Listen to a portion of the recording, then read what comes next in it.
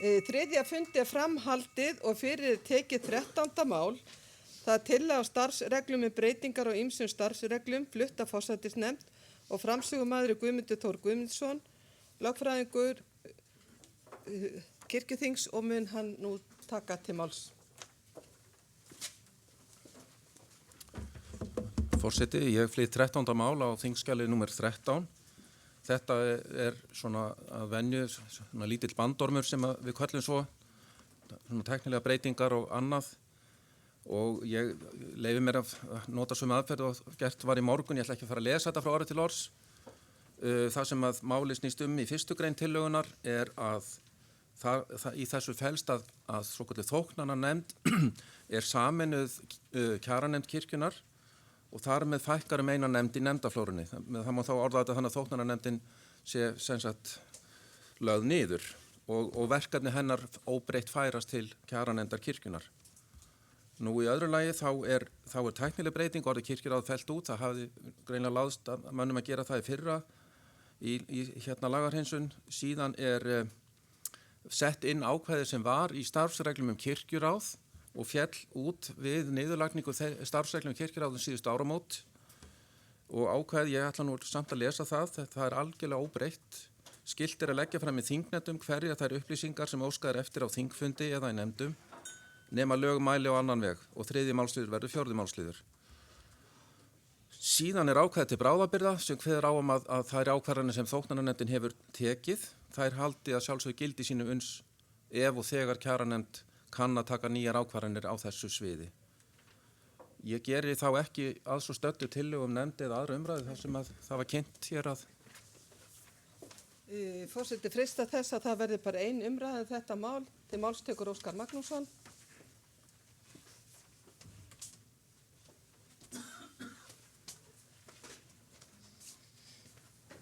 Forseti, ég er búinn að átta mig á því að maður á ekki að ávarpa þingið, þannig að ég sagt forseti og góðir þingmenn, en ég geri það ekki.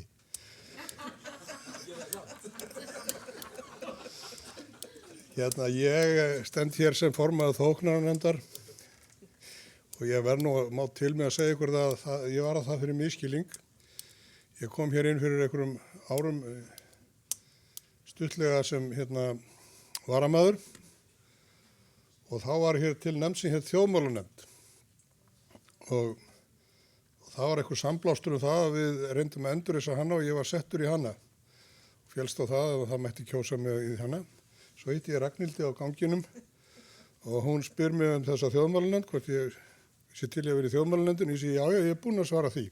Svo þegar kosið þá var ég kosin í þjóðmálanefnd og þóknananefnd. Þá var Ragnhildur að tala um þóknananefndin, alls ekki þjóðmálanefnd.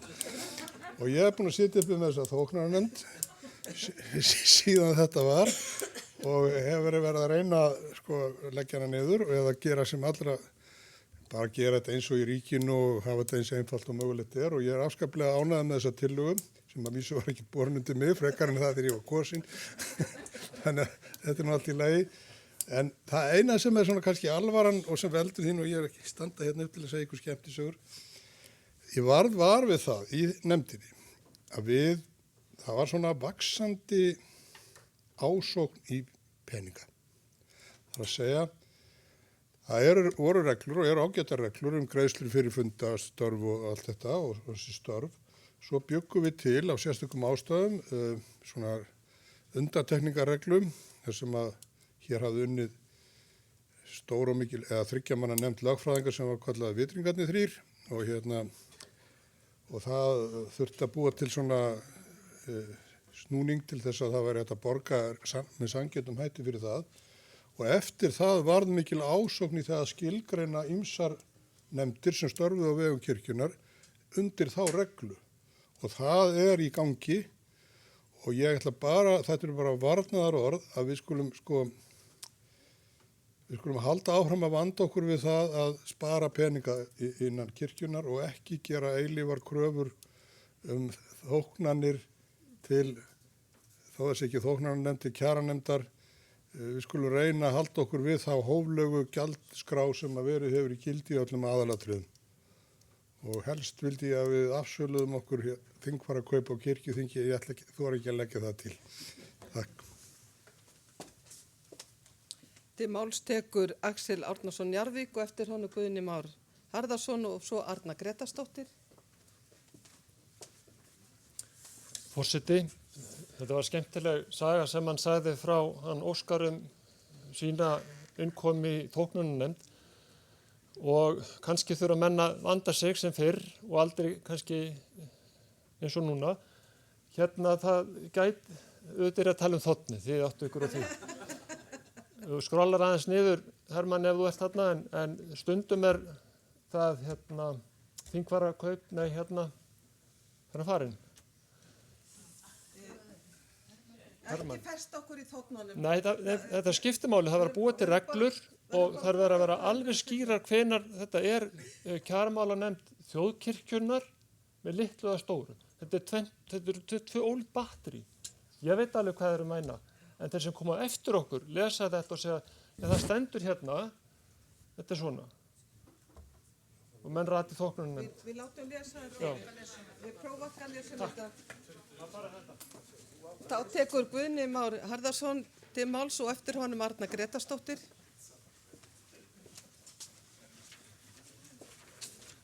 Forseti, ég ætla ekki að láta þetta mál þorna uppi. Smá pappabrandari hérna. Heyrðu, ég nú bara með eina, mér finnst það gott að þóknunarnefndin fari inn í kjaranemnd. Ég lagði til eitt mál hérna sem ég að spá í hvort þau geti bara jafnvel vísa frá, en mér langar að útskýra af hverju ég lagði það frá. Ég kann ekkert mikið á kirkjuþing og vonandi mun kunna meira eftir það, en það klappaði mér svolítið öfugt. Af því að nú voru við allir prestar og prestarna, sem að kallast líka biskupar, undir kjararáði. Það var bara ráð þar sem ákvað hvað við fengum. Svo breytist það og nú eigum við að semja við okkar viðsjandi. Síðasta kjarasamningum þá fengu prestar mikið, 40 eins og ég fengum 0%, sumir fengu 9% út af landi og aðrir en að meðaltali 5% og við bara komum okkur saman um þetta.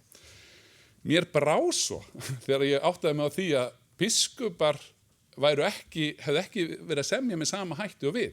Heldur sá ég einhverju tillögum að þóknunarnefnd kjaranemnd myndi vera falið að finna rétt laun fyrir biskupa, vinna í því að skoða almennan vinnumarkað og eitthvað svona. Og þá hugsaði ég bara, geta þau ekki bara fengið meðaltalshækkunin okkar eða verið með okkar í báti? Af því að mér leiði svolítið svona all pigs are created equal, but some pigs are more equal than others. Eins og við þekkjum úr Animal Farm. Og ég held bara fyrir mitt leyti, væri það ekki bara alltaf skynsamlegt að prestarnir semjum þetta og af hverju erum við að láta kjaranemnd sem að tekur 35.000 skall fyrir hvert klukkutíma sem við vinna, að vera að finna eitthvað til biskupana þegar mér finnst það bara mjög eðlilegt að sé alveg sama báta við, fá ekki minna, fá ekki meira, bara meðaltalið.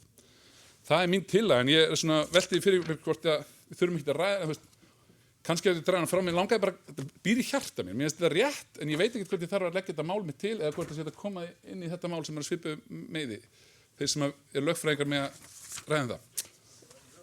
Ég ætla bara að áminna þingmennum að tala íslensku. Já, ég var bara ekki með þýðinguna að Animal Farm. Til máls tekur Arna Grétarsdóttir.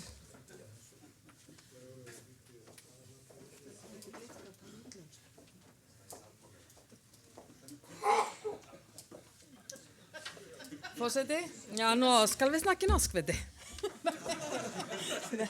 Nei, við erum gott að hlæja saman. Það er svo óbúslega hollt og gott.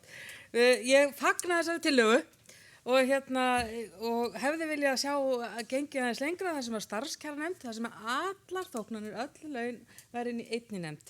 Það væri laun og kjör væri bara í þessari kjaranemnd þjóðkirkjunnar. Þangað hefði ég viljað fara, en ég fagna þessu svona.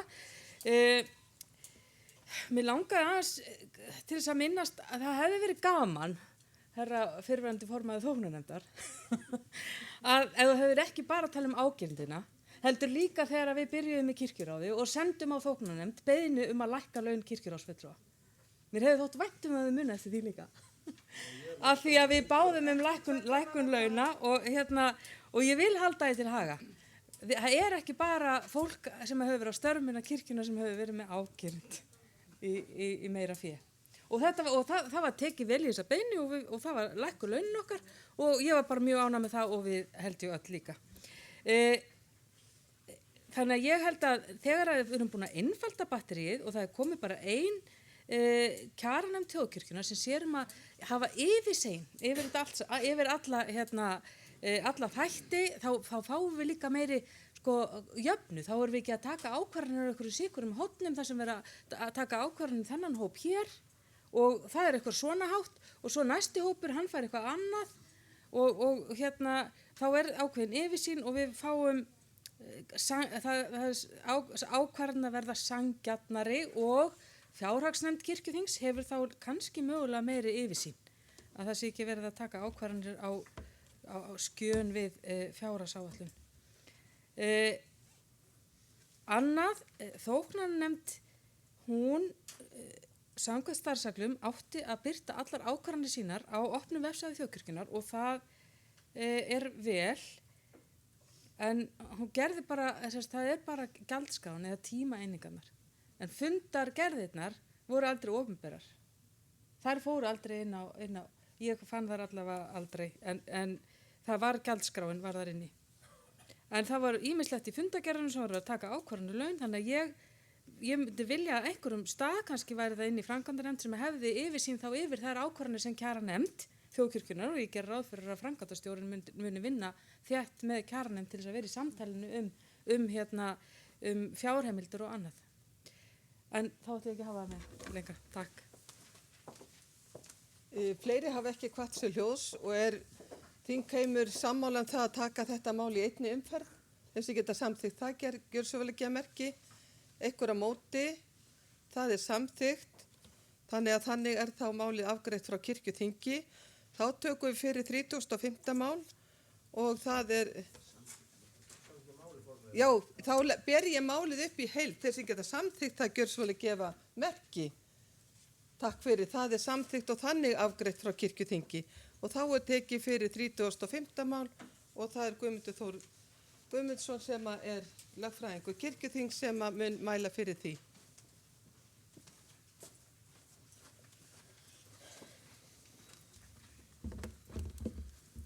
Já, forseti, ég kannski vegna þess að orða Óskars áðan að þjóðmálanefnd og þóknarnefnd en hafi ruglað því saman eitthvað.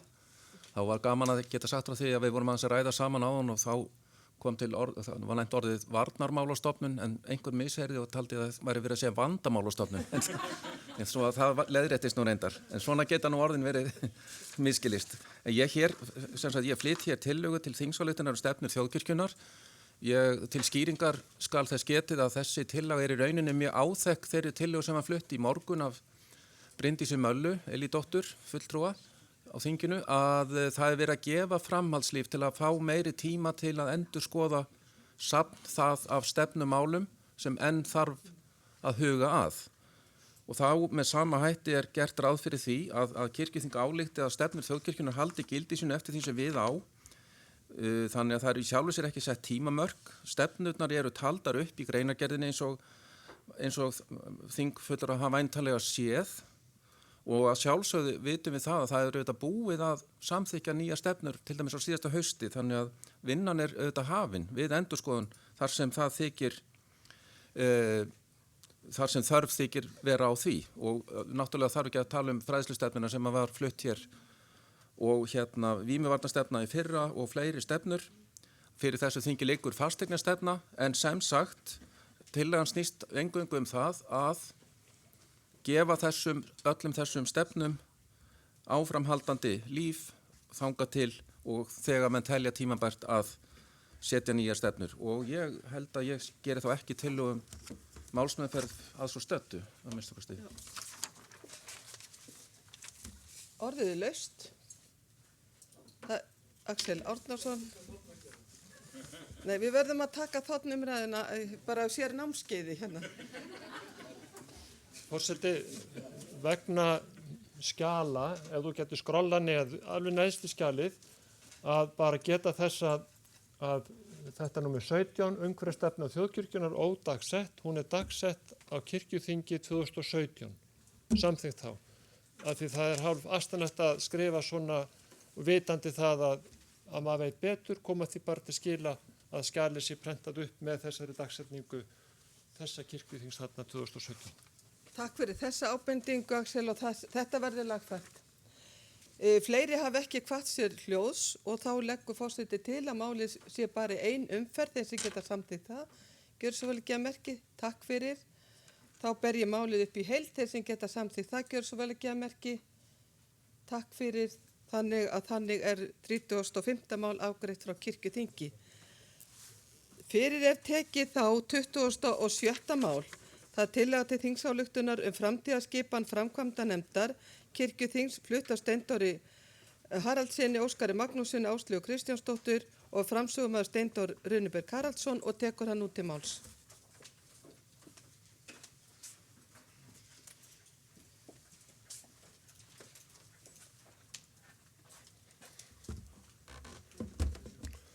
Forseti, það fá músina hérna. Já, forseti, ég flyt hér þingsályktunartillögu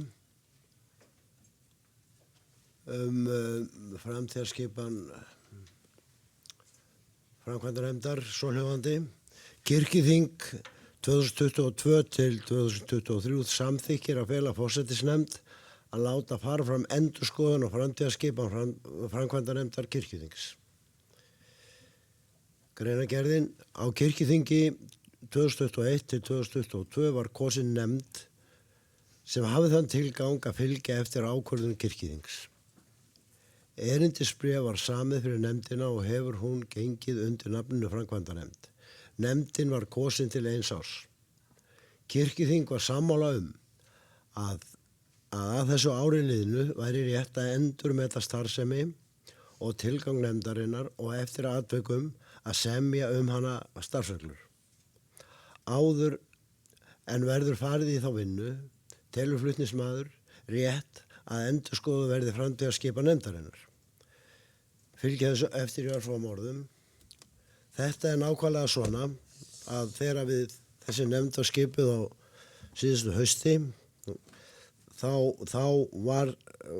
vorum við að renna mjög blint í sjóinn með hvernig það gengi að fylgja eftir öllum þeim miklu breytingum sem við höfum verið að gera hérna og það var ljóst fljótlega upp úr áramótum að nefndin varð að axla meiri ábyrgð heldur en kannski var upphaflega hugsað vegna þess að framkvæmdastjóri byrjaði 1 ár. Það er rétt að skoða núna að okkar mati starfsemi nefndarinnar og eftirfylgni. Nú er framkvæmdastjóri komin og búin að vera hér í nokkra mánuði og er að komast inn í þetta. Það er ýmislegt sem við þurfum að laga og breyta og við þurfum umræðu þetta framtíðarskipan þessara nefndar og þess vegna er óskað eftir því að það sé sett að þetta forsætisnefnd verði falið að koma annarkvort eða leggja til að nefnd vinni eitthvað í þessu eða við gerum það í bara nefndum hér á þinginu. Það var bara komið ljós en ég legg þetta mál fyrir eins og það er en hef ekkert svo sem meira það að segja. Takk fyrir. Orðið laust og til máls tekur Einar Már Sigurðarsson.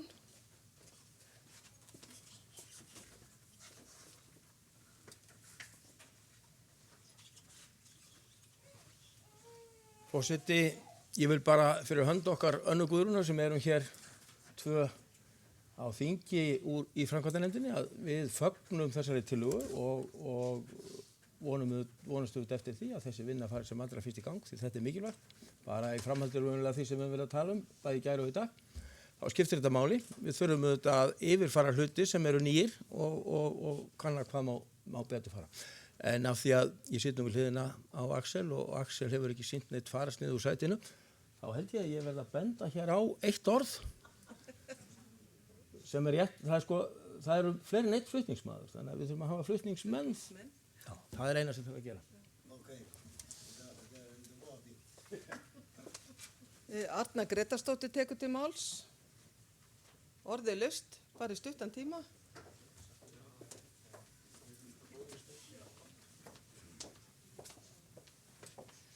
Forseti, já, þetta er bara ljómandi gott mál. Mér langar að aðeins að fjalla greinargerðina þar sem er talað að hún hafi þann tilgang að fylgja eftir ákvörðun kirkjuþings og það er ekkert rangt við það. Heldur er megin tilgangur framkvæmdanefndar að vera eftirlitsnefnd eins og kemur fram í 7. máli síðasta kirkjuþings. Ég þreytist ekki að minna okkur á þetta, að við vorum búin að setja ákveðna stefnu fyrir framkvæmdanefndin og hún væri eftirlitsnefnd að sjálfsögðu eftirlit með því að ákvörðun kirkjuþings væri framfylgt, hvort sem að það veri fjármálum með öðrum stefnum. Og það er hennar megin tilgangur. Og síðan höfum við svo sem okkur hefur orðið tíðrætt það hvort að þetta sé rétt nefni, framkvæmdanefnd. En hér er ein forseta, grunnforseta, sem að gefur ekki tilefni til þess að sé hægt að kalla þessa nefnd eitthvað annað en nefnd. Framtíða skipan nefndarinnar. Er þetta nefnd? Er þetta stjórn? Er þetta ráð? Hvernig á hún að vera skipuð? Ég hef viljað opna þetta og ég hef líka viljað tengja þetta skipulagsumræðinni. Að við séum ekki bara að fara í einangraða vegferð. Það þarf að líklega endurskoða erindisbréfið og ég held að það sé vel. Þannig að ég ger ekki athugasemd við máli sem slíkt. En ég tel að það þurfi og ég vil koma því skýrt á framfæri að þetta þurfa að vera í tengslum við skipulagsumræðina. Í hvernig skipulag þjóðkirkjunnar. Þetta er ekki einangruð nefnd. Heldur var hún stofnuð til þess að búa til eitthvað nýtt skipulag og hún þarf að fungera í því skipulagi. Og hennar hlutverk þarf að vera algjörlega skýrt. Tilgangurinn sé skýr og þeir sem að sita í framkvæmdanefndinni vita að þeir séu að fara í samstarf. Náið samstarf, ekki bara við biskup Íslands, heldur líka við forseta kirkjuþings. Og þá hafi ég komið því af. Takk. Til máls tekur Óskar Magnússon og eftir honum Bryndís Malla Elídóttir.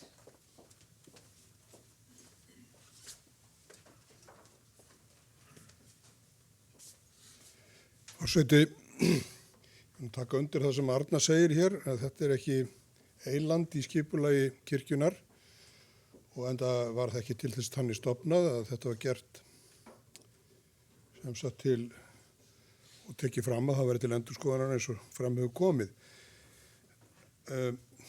Áður en lengri haldið þá láðist mér nú að geta þess í fyrri ávörpum mínum að ég tel að þessi framkvæmdanefnd sem hefur starfað hafi gert það alveg af stakri prýði. Hún fékk þetta verkefni í fangið og framkvæmdastjórinn gat ekki komið til starfa strax af eðlilegum ástæðum og þess vegna ber að hrósa þessari nefnd sérstaklega fyrir það hvernig þau tóku á verkefninu meðan að þau voru án framkvæmdastjóra og einhentu sér í það. Þannig að þetta sem ég er að segja snýst ekki það fólk eða fólk yfirleitt, heldur varðar það sem sagt stjórnskipulag. Og ég er þeirra skoðunar og mér langar til að kasta því til ykkar, varpa því til ykkar, að þessi nefnd sem er ennþá kölluð nefnd, en þarf ekki endilega að vera það, hún er millistig sem er svona dálítill bastarður í eðli sínu, í stjórnskipulagi. Ef við lítum á kirkjuþingið sem eins og einhver gerði hér í fyrir ræðum sem svona eins konar hluthafafund, ég veit að við mögum ekki tala um kirkjuna sem fyrirtæki í eðli sínu, en það eru sumir hlutir sem eru eðlislíkir og sjálfsagt að bera þá saman og notfæra sér þá reynslu sem að maður hefur úr slíkum rekstri. Ef við lítum á kirkjuþingi sem eins konar hluthafafund, þá er á þeim fundi stjórn sem heitir forsætisnefnd. Og ég segi bara fyrir mína parta með þá reynslu sem ég hef að stjórnun margra fyrirtækja, að ég sé ekki alveg hvað eða hvers vegna, sérstaklega þegar þetta aðkomast í einhvern farveg, hvort sem að við viljið gera þetta nákvæmlega núna í nóvember eða í mars, ég ætla ekki að hafa á því mótaða skoðun, en ég hef á því nokkuð mótaða skoðun að það ætti að gerast að forsætisnefndin taki þetta hlutverk og hún hættir þá að vera eins konar fundarstjóri á þessum kirkjuþingum okkar, eða ekki bara fundarbatteri, og bara hreinlega axlar þetta hlutverk. Þar með hverfur allt millistig, þar með hverfur, það þarf ekki að halda hann eina fundi með þessu sambandi við kirkjuþing verður alveg beint. Og framkvæmdastjóri og biskup hafa miklu beinna samband við nefndina sem þá var orðin forsætisnefnd. Og ef menn vilja, þá ekkert óeðlilegt við það, finnst mér, ef við værum að velta fyrir okkur svona fyrirkomulagi, að það mætti styrkja forsætisnefndina, til dæmis með því að fjölga í henni upp í 5 menn. Það ekkert athugavert við það að nefnd eða stjórn sem að ber slíka ábyrgð sem ég að leggja hér til, sé skipuð 5 mönnum. Það ekkert óhóf í því og já, ég legg til að þetta verði, ég veit ekki hvort ég þarf að gera þetta formlega breytingatillögu, en allavega vil ég koma þessu á framfæri þannig að þetta verði partur af því veganesti sem að tillaga Steindórs felur í sér. Takk fyrir.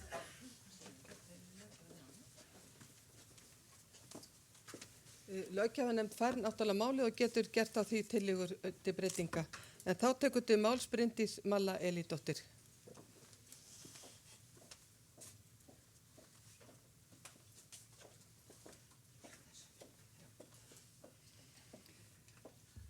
Forseti, allt hefur sinn tíma, segir í góðri bók, og ég aðeins að velta því fyrir mér hvort þetta sé tímabært hjá okkur. Því að við erum enn eins og svo margoft hefur komið fram á þinginu enn í breytingaferli. Og hvað eigum við í málum þegar við tölum með framtíðarskipan? Erum við þá að fara í skipulagið sem við erum eiginlega bara ennþá í ákveðnu ferli átt okkur á hvernig virkar? Mér finnst bara ekki verið að koma nóg mikil reynsla á þetta hjá okkur til þess að við getum farið svona aðeins að strax að fara kannski að endurskoða þetta með þessum hætti. Ég beið spennt eftir 4. málinu og var fyrir tölvörum vonbrigðum því ég sá að því ég frestað en nota bene því ég bara frestað því að það segir í erindisbréfi eftirlitsnefndar /framkvæmdanefndar, hvað sem við viljum kalla nefndina, að það eigi að endurskoða erindisbréfi reglulega og erindisbréfi áttu bara að gilda núna fram til kirkjuþingsins núna. Og þess vegna gerði ég ráð fyrir að fá frá framkvæmdanefndinni bara endurskoðun á erindisbréfinu í ljósi reynslunar, en einmitt kannski af því við erum ennþá í þessu breytingaferli, þá var kannski bara eðlilegt að þau vildu gefa sér aðeins lengri tíma og frestuðu þess svona 4. máli og allavega skildi ég það þannig að það var mín upplifun að þau vildu bara gefa sér aðeins lengri tíma. Þannig ég velti fyrir mig með þetta mál líka, þau eru ekki bara aðeins að gefa sér lengri tíma. Sjáum hvað reynslan sýnir okkur næstu mánuði, því við erum ennþá að fikra okkur áfram í þessu breytta skipulagi, átt okkur á því hvernig það virkar. Einar eru líka nefnt að það er svo sjálfsagt að það verður ykkur agnúar, við lögum þá til, við breytum og svo sjáum við og svo tökum við aftur stöðuna þá. Þannig að við, ég bara aðeins vertaði fyrir mig hvort þetta sé tímabært hjá okkur að taka þetta fyrir svona strax. Takk. Þá, ef ykkur vil taka til máls áður, já, Arna Gretarsdóttir og þá í annað sinn, en þá, og Anna Guðrún Sigurjónsdóttir.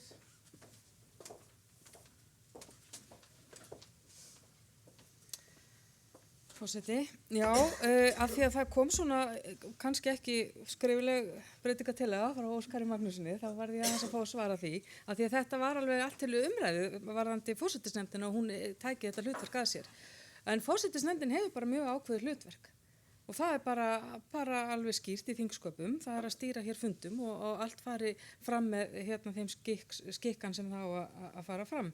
Í forsætisnefnd heldur engin vígður aðili, það eru bara óvígðir og ef að þetta ætti að verða lendingin, og nú ég ekki að segja að ég taki undir það, heldur hitt að við þurfum að passa rugleiki saman hlutverkunum, og við höfum allt og oft gert það, að þá er svolítið sérkennilegt að forsætisnefnd eigi síðan sjálf að fara að endurskoða og leggja svo til að hún verði sjálf það er eitthvað skrítið við þetta og ég er svona að stoppa. Þannig að kannski er þetta bara rétt það sem Bryndís Mál að koma inn á og við þurfum bara aðeins hérna bara anda mögulega, en allavega þá ef að það er lendingin og þá væri svolítið erfitt fyrir forsætisnefnd og hálf skrítið að leggja til þessa tillögu sem að Óskar Magnússon kemur með, eða þessa leið og þessa lausn. Lausnirnar eru náttúrulega fleiri og þess vegna vonast ég til þess að við getum í samtali og hér er fullt af nýju fólki sem hefur reynslu hérna og þaðan sem að getur kannski líka hjálpað okkur að hugsa þetta, hvernig þessu er best varið og sérstaklega kannski okkur sem eru búin að vera að ræða þetta sem lengst og mest. Takk. Til máls tekur Anna Guðrún Sigurvinsdóttir og síðan Steindór Haraldsson. Forseti, já, vissulega var það held ég bara neðsta setningin í erindisbréfinu sem fól okkur að endurskoða erindisbréfið og leggja fyrir haustþing. Við lögðumst yfir textan, hægri vinstri og vorum nú ræddum hvort og hvernig og hvaða breytingar þetta gera. Niðurstaðan var svo sem er hérna að málunni yrði frestað, minnstakosti fram í nóvember og jafnvel fram í mars. Árið var, eins og ég hef sagt áður, aðeins öðruvísi heldur við lögðum kannski upp með. Framkvæmdastjórinn kom til starfa seinna heldur við höfðum vonast til og þar af leiðandi var starfið aðeins öðruvísi framan af. Þannig að ég ætla bara að hérna, eins og ég segi, þetta verður endurskoðað og því ég held að sjálftilega að gefa framkvæmdanefndinu örlítið lengri tíma til að fóta sig og nú er við eiginlega komin á þann tímapunkt að það er við sjáum fram á breytingar og hvort sem það verður við einar og þriðji aðili eða hvort það verður aðrir í framkvæmdanefndinu þá munu næstu mánuður vera aðeins breytingar á nefndinni eða störfunum. Þá tökum framsögumaður til máls Steindór Runeberg Haraldsson.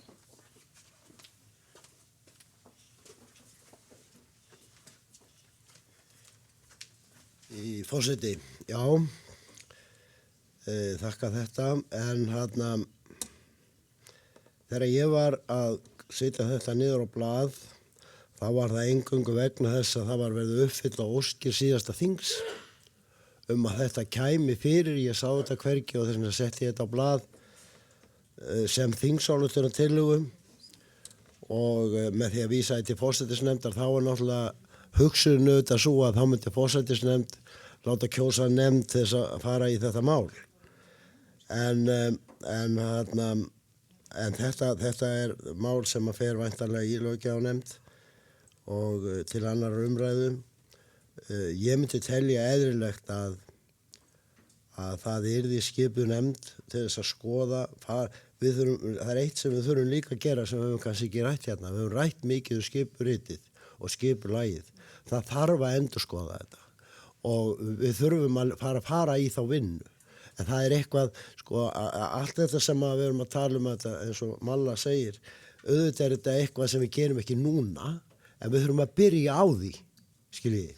Við þurfum að byrja á því. Við þurfum ekki íta þessu undan okkur og við þurfum að byrja þessa vinnu og hvað varðar að endurskoða, ég sagði það nú síðastlega haust þegar þessi setning var sett inn, að nefndin ætti að endurskoða sitt eigið erindisbréf. Ég segi bara enn og aftur hérna árið seinna, mér finnst ekki ganga að menn endurskoði sitt eigið erindisbréf. Það er einhverja aðrir sem hefur að gera það. Það er bara svona, mér finnst það bara eðlilegt. En þetta fór nú svona samt. Við þurfum að koma þessu öllu saman í farveg og láta þetta halda áfram, læra af reynslunni og best væri að það kæmi eitthvað fram úr þeirri nefnd sem að ég vona verði skipuð á nóvemberþinginu og svo kannski er þetta það stórt mál að það verður að ræða þá og svo kemur marsþing og svona sko. Við höfum heilt kjörtímabil fyrir framan okkur og við þurfum að halda áfram í þessari vinnu sem við hófum og það er alveg ljóst. Ég þakka umræðurnar og óska eftir því að þetta verði samþykkt til annar umræðu og fari til löggjafarnefndar. Fyrri umræðu er lokið. Lagt er til að máli fari í aðra umræðu. Þeir sem geta samþykkt það gjör svo vel að gefa merki. Takk fyrir að samþykkt samhljóða og lagt er til að máli fari í löggjafarnefnd. Sem geta samþykkt það gjör svo vel að gefa merki. Takk fyrir. Þessum þriðja fundi er þá slitið og til nýs fundar verður boðað klukkan 4 en þá fer fram fyrirspurnartími.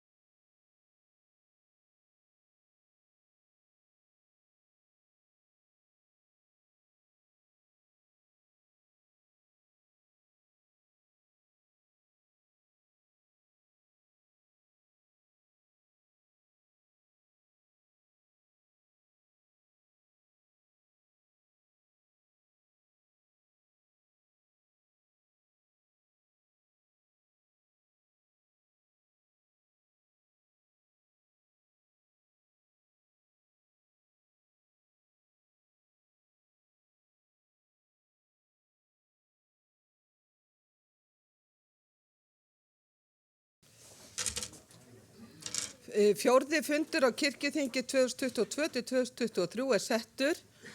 Nú fer fram fyrirspurnartími. Það liggur fyrir ein fyrirspurn og það er Elínborg Sturludóttir sem er með fyrirspurn til biskups Íslands og tekur hún nú til máls.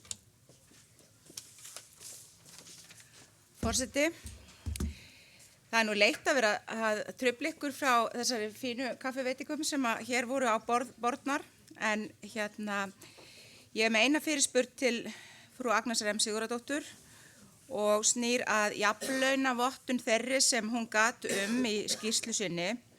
Og ég spyr biskup þessara spurningar, nú er verið að vinna jafnlaunavottun hjá þjóðkirkjunni.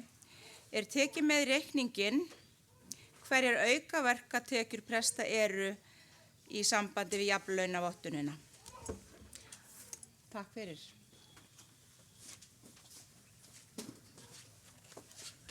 Þá tekur biskup til máls Agnes M. Sigurðardóttir og svara fyrirspurninni.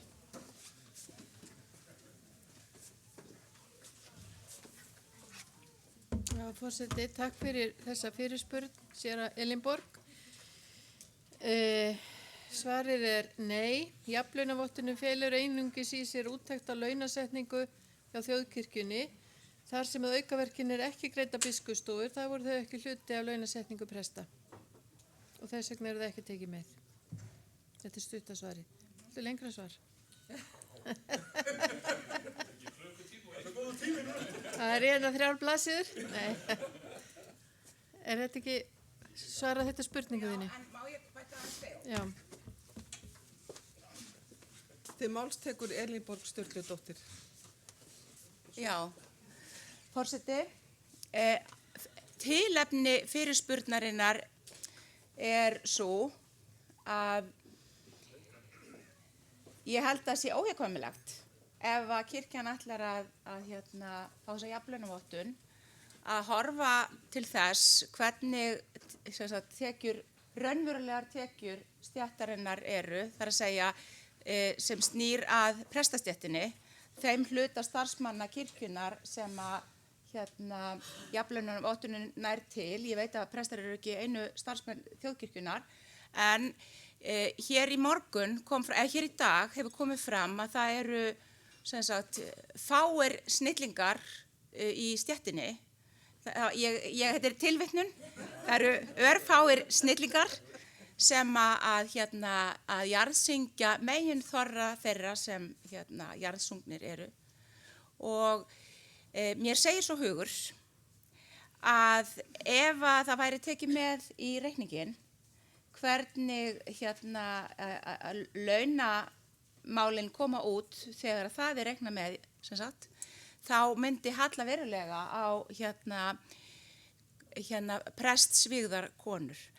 Sannleikurinn er sá að ég hef orðið þess áskynja, og ég tek það fram að þetta er kannski svolítið athyglisvert, að meðan ég starfaði sem prestur á landsbyggðinni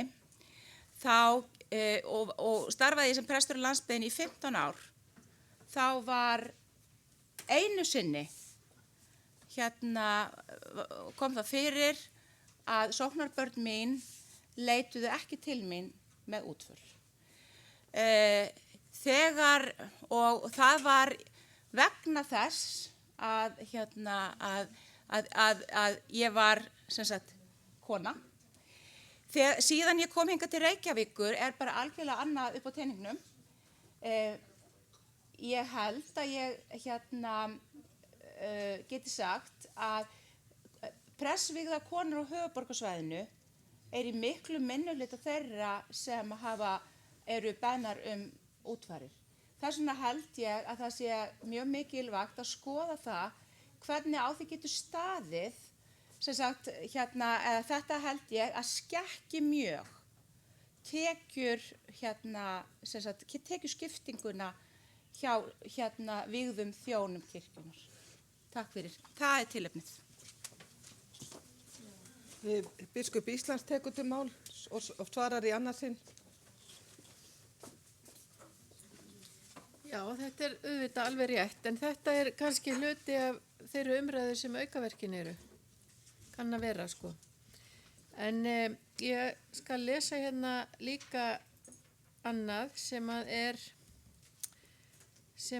aðeins meira þessa jafnlaunavottun. Í greiningunni sem gerð var voru eftirfærandi launaliði teknir fyrir og gert skil á greiningunni í verklagsreglu launagreininguna.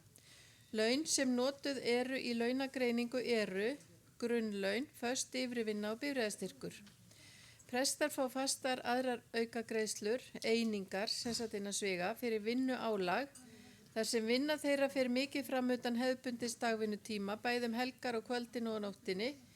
Einingar eru reiknaðar eftir umfangi prestakalla stöðu. Ákveðið var að taka þessa greiðslur ekki inn í launagreininguna, enda myndi sú greiðsla mynda launamun sem ekki hægt að leiðrétta fyrir þar sem sannanlega viðbótar vinnu er að ræða og álag er mismikið eftir embættum. Einingar eru ákveðnar og greiddar samkvæmt kjarasamningum. Og það er kannski ágætt að taka það fram hérna að einingarnar eru sem sagt fyrir yfirvinnu álag, vinnu utan dagvinnutíma eins og við vitum, helgar, kvöld, nætur og það má hafa það í huga. En af því að stundum talað presta talað fáum við ekki greitt fyrir það að vera á vaktinni alltaf eins og vígslubrefi segir til en það er inn í þessu. Og þar fyrir utan má segja að vikulegu frídagur, það er að segja afleysing fyrir vikulegan frídag var greiddur út í febrúar fyrir einhverjum árum. Það var sett inn í launin og jafnað á 12 mánuði og sumarleifin, afleysingar í sumarleifi, þau voru greidd út í júlí en þau voru líka jöfnuð við 12 mánuði. En þau eru inn í grunnlaununum en þetta er vegna álags á öðrum tímum. Og svo stendur hér, bera þar störf presta við störf þeirra sem vinna við önnur störf innan þjóðkirkjunnar. Ef einingar presta væri borna saman við önnur laun þeirra sem ekki vinna sem prestar, sem sagt eins og hér á Biskupsstofu, kæmi út skekkja þar sem aðri vinna til dæmis ekki næturvinnu.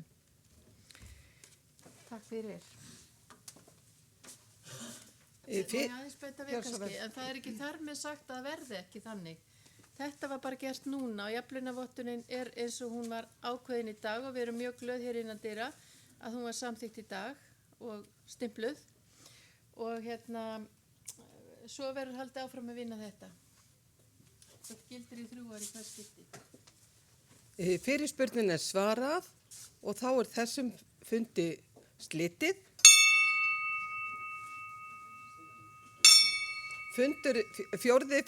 Fimmti fundur á kirkjuþingi 2022-2023 er settur og fyrir er tekið 16. mál. Og það er mál sem er tillaga starfsreglum breyting á starfsreglum söfnuði og sóknarnefndir nr. 11 frá 2021, flutt á Einari Má Sigurðarsyni, Benjamin Hrafni Böðvarssyni og Þuríði Björgu Víum Árnadóttur. Og framsögumaður er Þuríður Björg Víum Árnadóttir og tekur hún út til máls.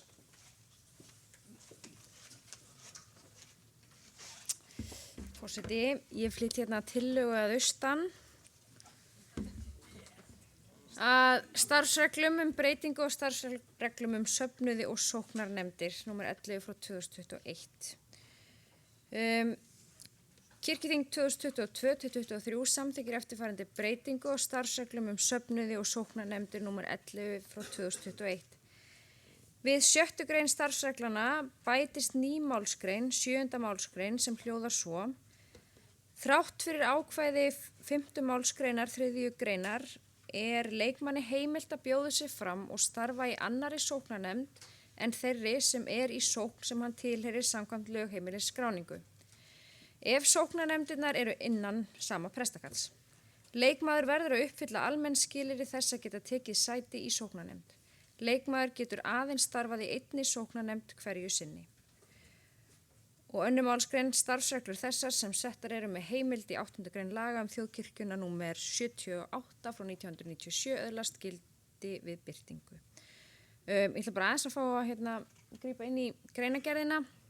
Þetta er sem sagt tillaga sem kemur af héraðsfundi í Austurlandsprófastsdæmi og þetta er svona skemmtilegt vegna þess að þetta kemur beint úr grasrótinni, þetta kemur frá sóknarnefndar fólkinu og þau sem sagt óskuðu eftir þessari heimild að fá að sitja í sóknarnefnd óháð lögheimilisskráningu og fyrir því eru nokkrar ástæður.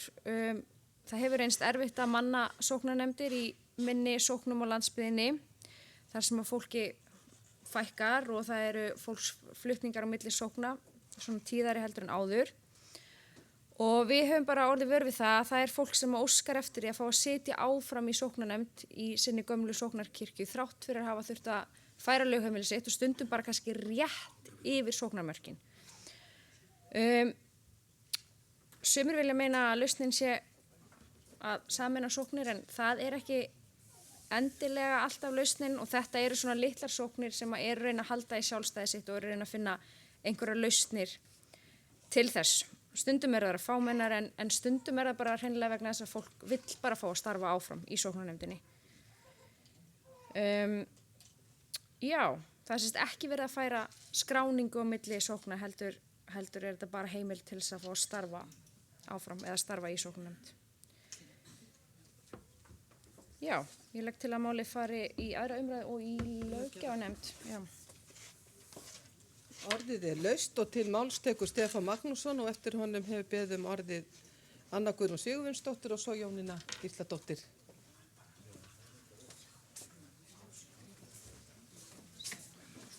Forseti, mér fannst og finnst þetta mjög áhugavert mál.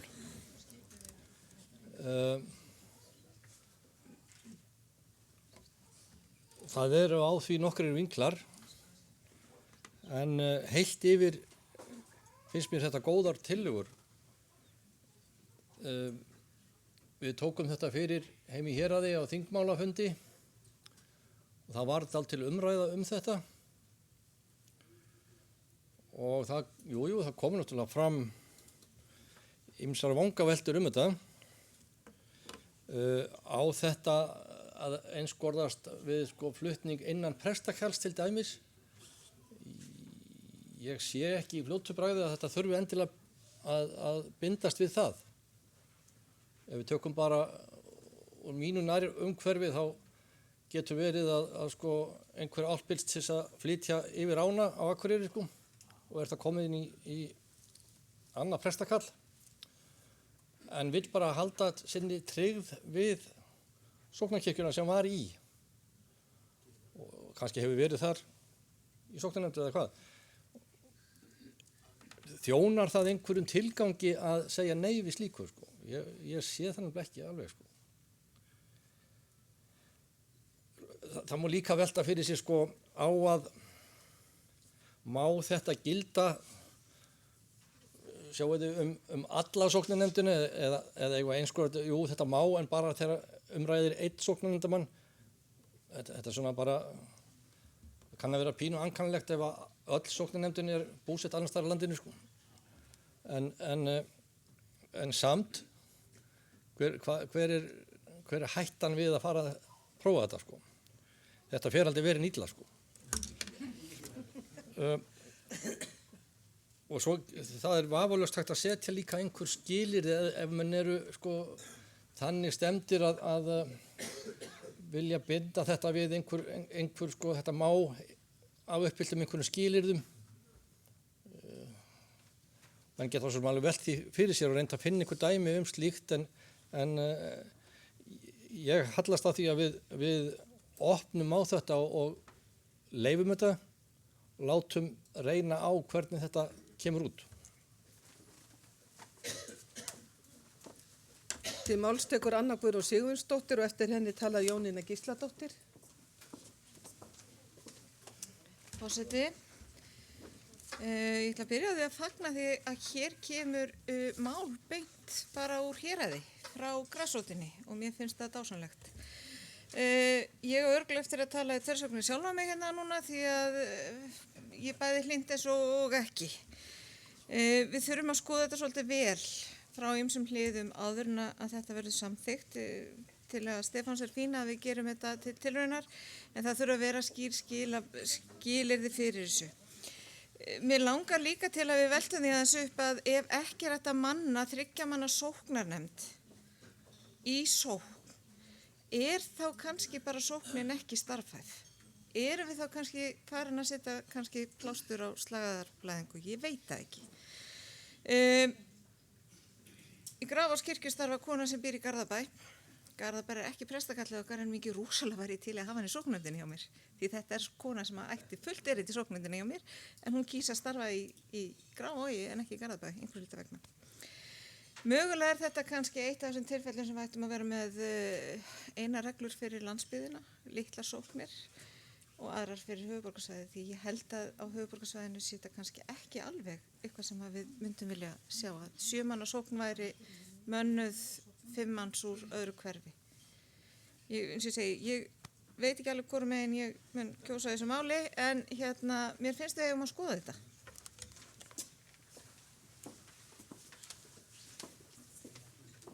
Til máls tekur Jóhanna Gísladóttir fyrirgefðu og eftir henni tala Berglind Hönnudóttir. Forseti, ég tek undir með Önnu að það er ofboðslega gott að fá mál úr héraði og ég ætla nú ekki að, ég satt saman fund á Stefán og kannski 2 punktar þaðan, sem sagt að norðan sem að komu upp bara í samtali þar, mestmegnis frá leikmönnum, það var annars vegar hvort að þessi tillaga gæti mögulega stangast á við reglum aðalsafnaðarfundi, þar sem að ég voni ég farið með rétt mál, að sem sagt það var einungis þau sem búi í sókninu sem mega sitja þú fundi og hafa atkvæðarétt og það þurfti þá mögulega að breyta þeim reglum ef við ætlum svo að fara að útvíkka reglur hverju með sitja í sóknarnefnd. Þetta voru vangaveltur að þeim fundi. Eins kom upp eins og Stefán nefndi þú svo hugmynd hvort að það væri kannski bara einn í hverju sóknarnefnd sem að fengi þetta gæti svona sérákvæði eða þannig talað.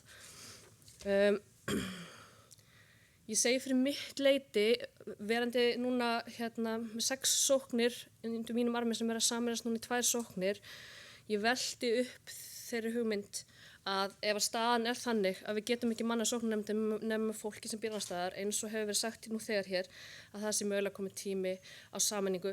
Ég persónulega myndi ekki vilja vera svo prestur, starfandi með sóknarnefnd sem öll byggi í Reykjavík, en ég kannski byggi fyrir norðan. Það er veruleiki sem gæti komið til, þótt að það sé ekki upprunalega innleggi þér. Þannig að ég ætlaði bara að segja þetta. Til máls tekur Berglind Hönnudóttir, eftir henni talar Árni Helgason.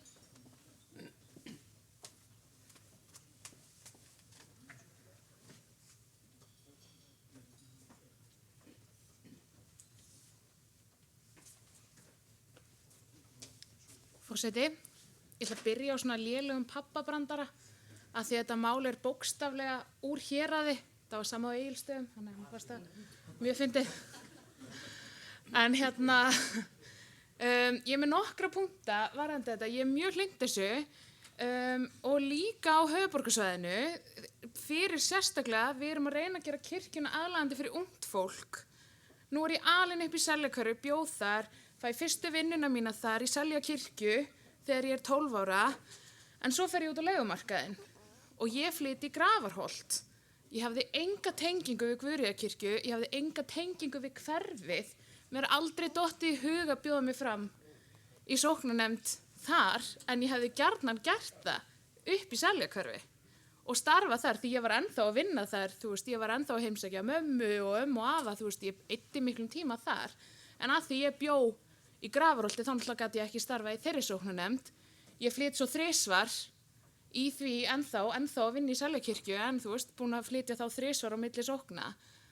Og annað líka, við erum með ungt fólk sem til dæmis fer í framhaldsskóla fyrir að vinna í kirkjunum. Nú er ég komin aftur svona í landsbyggðina, ég er að flakka á milli að vera landsbyggðar og höfuðborgar svona. Ég er búin að prófa að báða heima að þau flytja úr sveitunum á heimavistir. Tengjast jafnvel kirkjunum á þeim stað og væri til í að starfa í kirkjunum en flytja ekki lögheimili sitt. Af því að þá myndu náttúrulega bara missa til dæmis ferðastyrkin sinn og svoleiðis þó þau myndu kannski gjarnan vilja starfa í þessum sóknarnefndum. Og svo er eitt sem ég held við þurfum ekki að vera hrædd við, er að það er alltaf kosið fólk í sóknarnefndir. Aðalsafnaðarfundur er ekki að fara að kjósa inn 8 manns eða 7 manns eða eitthvað sem búa til Reykjavík. Sóknin er ekkert að fara að gera það en þau eru kannski rosalega til í að hafa einhvern eitt sem að bjó alltaf þarna og var alltaf í kirkjunni og er bara ennþá til í að hjálpa. Þannig að ég held að við þurfum líka svolítið að hugsa að við erum með þetta er ekki eitthvað svona hættulegt, þú veist, og þá erum við náttúrulega, þá er ég virkilega vissum að sóknin sé komin á mjög skrítinn stað ef að þau eru farin að vilja kjósa 5 mann sem búi í Reykjavík til þess að sinna starfinu. Þannig að þetta er svona nokkri punktur úr alls konar áttum. Takk.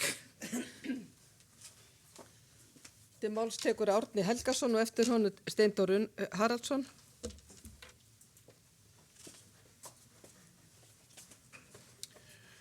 Forseti, þetta ég er pínulítið tvíbendur í þessar aðstöðu í afstöðu minni til þessa máls, en ég hef búið eiginlega við vistaband í Seljakverjunum síðastliðin 25 ár því að ég vil ekki fara út af kirkjunni. Þannig að mér datt nú í huga að við getum kannski útvíkkað þessa hugmyndum þannig að menn mættu vera til dæmis í sama prófasdæmi. Það gæti verið hugmynd, þannig ef ég flýt úr Seljakverjun en er áfram í Reykjavík prófasdæmi eystra, þá get ég haldið áfram í sóknarnefndinni. Því að ég held sko það er slæmt að missa gott fólk þó það flýti úr hverjun og þá er ég ekki að tala sjálfa með það sjálfsögðu.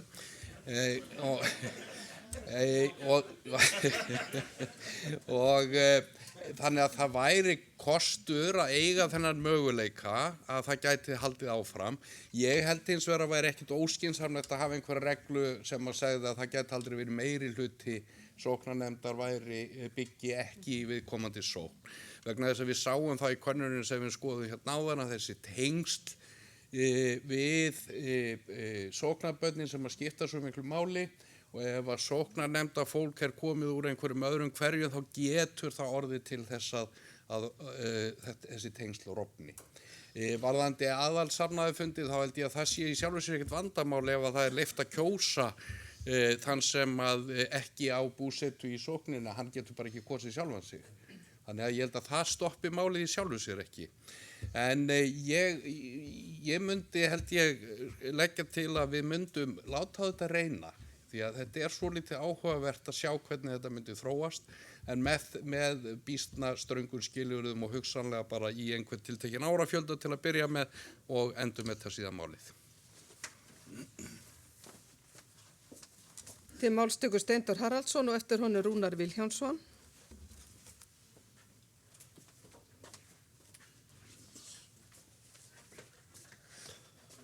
Forseti, þetta er áhugaverð tillaga.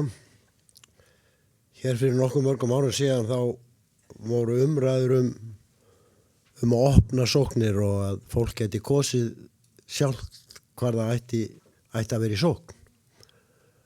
Og ég man eftir þessar umræðu, hún var nokkuð heit. Og þetta er á alltaf öðrum meiði og á alveg fullan rétt á sér. Ég held að það sem við horfum á hérna áðan eiginlega bendi okkur á það að taka öllum svona hugmyndum með opnum örmum. Passa sig á því að gera ekki neitt sem hindrar fólk í að starfa í kirkjunni. Takk fyrir. Til máls tekur Rúnar Vilhjálmsson og eftir honum tala Sigurður Grétar Sigurðsson. Forseti, já, ég ætla nú að hafa þetta bara stutt. Ég er nú sammála eiginlega öllum sem hér hafa komið og talað og ætla ekki að hafa mikið meira þetta að segja annað en að ég held við ættum að taka þessu með jákvæðum hætti og skoða máli vel. Það er ýmsar hliðar á því greinilega sem snúa til dæmis hlutum eins og er þetta öll sóknarnefndir, er þetta eitt fulltrúi í sóknarnefnd eða hvað erum við að tala um, formaður jafnvel.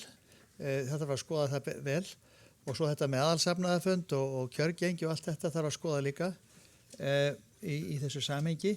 Nú og ég tek svo sem undir það líka sem að hér hefur komið fram að ef að vandamálið er að manna sókn og það á að reyna að redda því með þessum hætti þá auðvitað vakna fleiri spurningar varðandi sóknina sjálfa sko.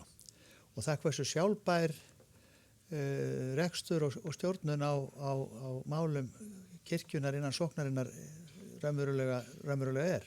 Og þá getur komið til skoðunar aðri hlutir eins og sameining sóknarjafnvel.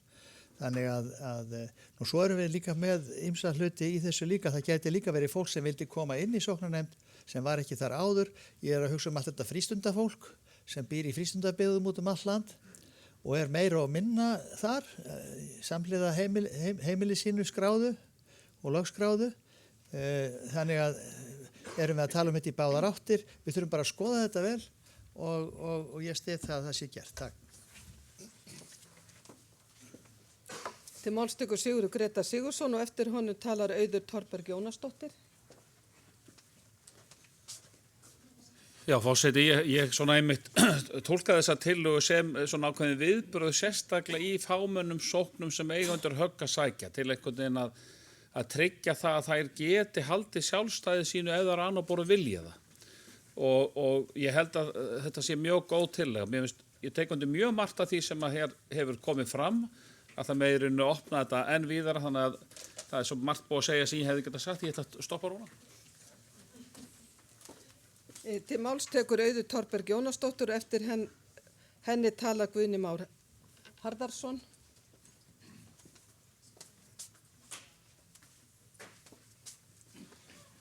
Forseti, ég held einmitt að þarna sé svona kannski svolítið skýr mismunur á hvaðan við komum. Ég kem úr mjög lítilli sókn ennþá, við sameinumst ekki fyrir í nóvember og það var svona helsta, ég hafði aldrei mætt á aðalsafnaðarfund þegar ég var kjörinn formaður sóknarnefndar og ég hló mjög mikið þegar fráfarandi formaður hringdi í mig og sagði mér að ég væri nú komin í þetta embætti. Þannig að raunveruleikin er svolítið annar sko. Og á sóknarnefndarfundum sem að ég hef setið og heyri að þá eru kannski bara 3. Og svo presturinn líka, 4. Jafnvel 3, þó presturinn sé með. Þannig að það að sko 7-8 manna nefndir myndi aldrei kjósa sig, það er ekki minn raunveruleiki og ég get bara talað út frá honum. Og ég er mjög mikill sameiningarsinni, hvort sem að það eru sóknir eða prestaköll eða sveitafélög eða kvenfélög eða hvað sem er. Og ég held að með góðri sameiningu grasrótar sem vilja sameinast, að þá sé það frekar leiðin. Og það er alveg hægt að starfi í sókn án þess að vera í sóknarnefnd og án þess að vera í sókninni. Og gamlir hundar sem að flytja, það hefur afleiðingar að flytja yfir ána. Það er bara þannig. Þú flytjar ekki yfir ána og það hefur engar afleiðingar, sko. Þannig að Og gamlir hundar gera þá pláss fyrir nýtt fólk sem veit ekki neitt og svo bara lærir það. Til máls tekur Guðni Már Harðarson og eftir honum tala Kristrún Heimisdóttir og síðan Kristján Björnsson. Forseti, ég tók þessu svona fagnandi fyrst fyrir þess að það er svolítið að fólki í Lindasókn sem að við hugsa, fáum hann í sóknarnefnd, svo komst ljós, nei, býr annars staðar. Við gefum allt á hreinu, en við höfum bara þá getað fundið í hinga til annað verkefni. Fólk sem vil vinna fyrir kirkjuna fær það alltaf, þá komist ekki í sóknarnefnd. Ég held að snúist líka bara eins og mest landsbyggðina. Við værum nú dálítið léleg ef við getum ekki fundið einhvern í 8.000 og eitthvað sóknarbörnum til að leysa viðkomandi af. En ég bara hugsa svona praktískt, sko, hvort það væri þá ef þið samþykkt sniðugt að væri samt ekki meiri hluti. Þú veist, hvað ef að þú innan stórs prestakall veist að það er rosalega mikill peningur til í einni sókninni og svo bara, skiljið, ertu komin við 3 förum hann inn og svo allt í hennu bara ákveðum við að setja allt í kirkjuna sem við, eða skiljið, það er hægt að misnota um leiður komin í meiri hluta ef að þú hefur þannig vilja. Já, ég hrættur það.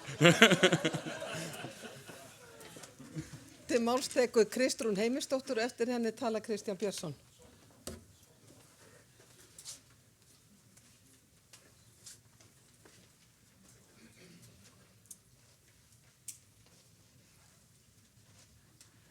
Þetta er mjög áhugaverð umræða og góð og mér langaði til þess að leggja hér inn í þessar forsendur sem hægt er að leggja fyrir þessu öllu saman. Þá hugsun að þegar að fólk hefur starfað í einhverju tiltekinni kirkju, lagt að mörkum í einhverju ár, að þá sé það svona eins og vinnið sér inn þann rétt að fá að halda áfram. Það er að segja, fólk sem hefur, þá getur það verið á öllum vettvöngum, hvort sem það er í barna- og unglingastarfi eða sem sóknarnefndarfulltrúi eða hvað það nú kann að vera, að þá sé allavega þessi möguleiki fyrir hendi að á grundvelli hefðar fáið það að halda áfram. þrátt fyrir það að flytja á annan stað.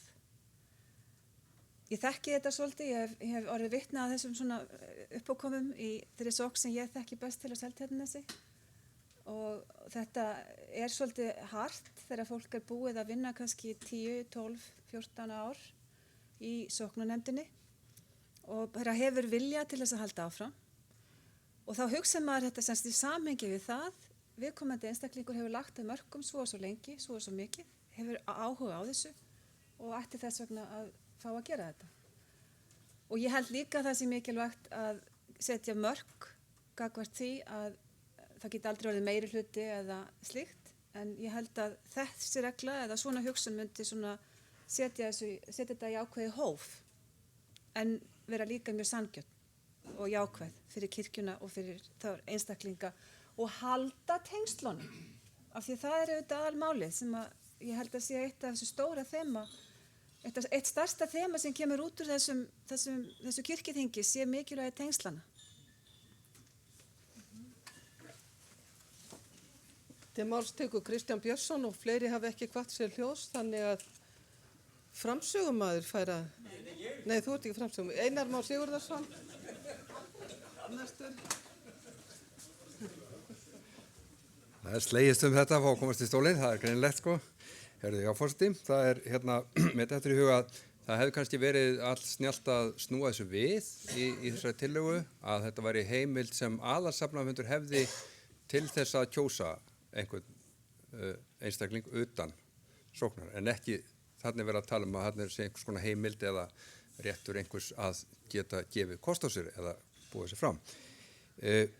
Það var kom tillaga fyrir nokkuð mörgum árum, ég gæti ekki rifjað upp hvað þetta var kallað, einhvers svona kjörsókn, sem þetta menn gáttu þá, fólk gat þá valið sér að vera í annarri sókn, fær sig bara á milli og það var svolítið í anda lagana frá 1882,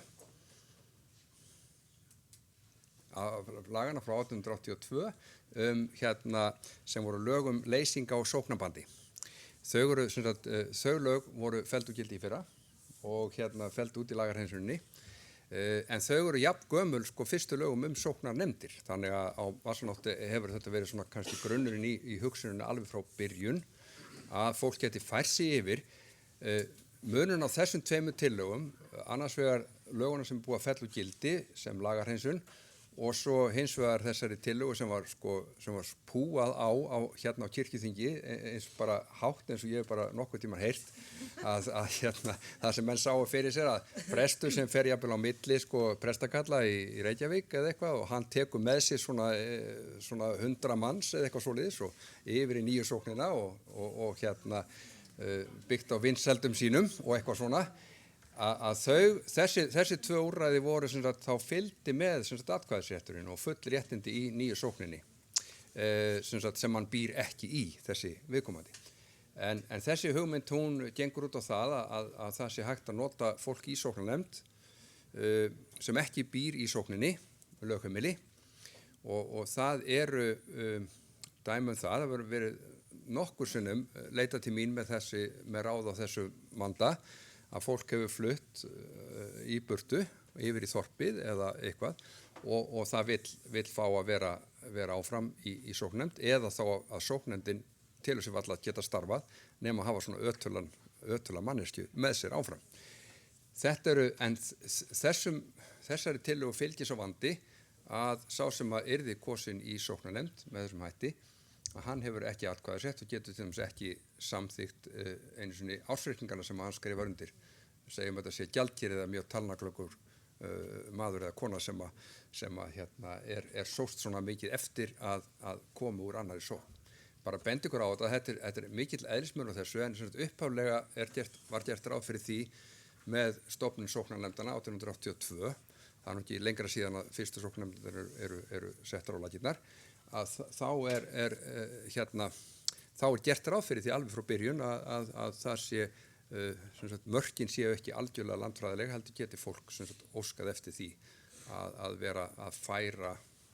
vera leyst undan sóknarbandi og skrá sig í aðra sókn. Þá fylgja öll réttindi.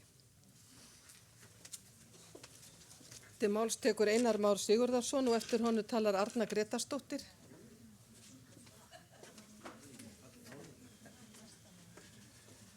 Forseti, ég ætla nú ekki að vera langorður. Ég var nú aðalega því ég baði orðið að tryggja það því ég náði ekki að telja hvað margir verið búin að tala í málunum, þannig að það væri alveg klárt að þetta veri máli sem flestir töluði.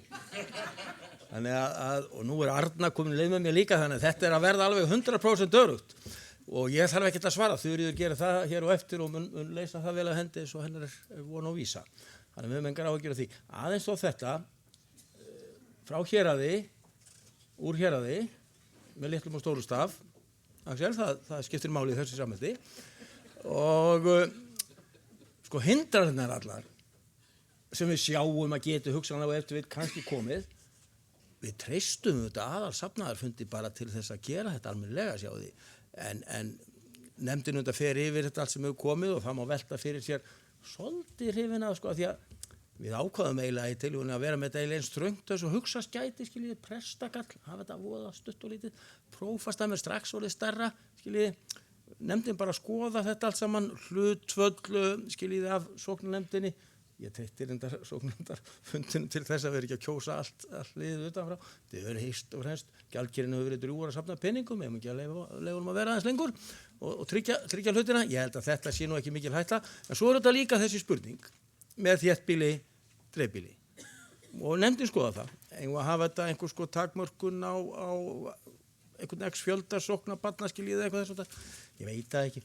Ég voru hrifinn af því að hafa takmarkan sem minnstar og bara treysta sóknarbörnunum til að gera hlutir almennilega með við þeirra aðstæður sem þið búið. Til máls tekur Arna Grétarsdóttir og eftir henni talar framsögumaður.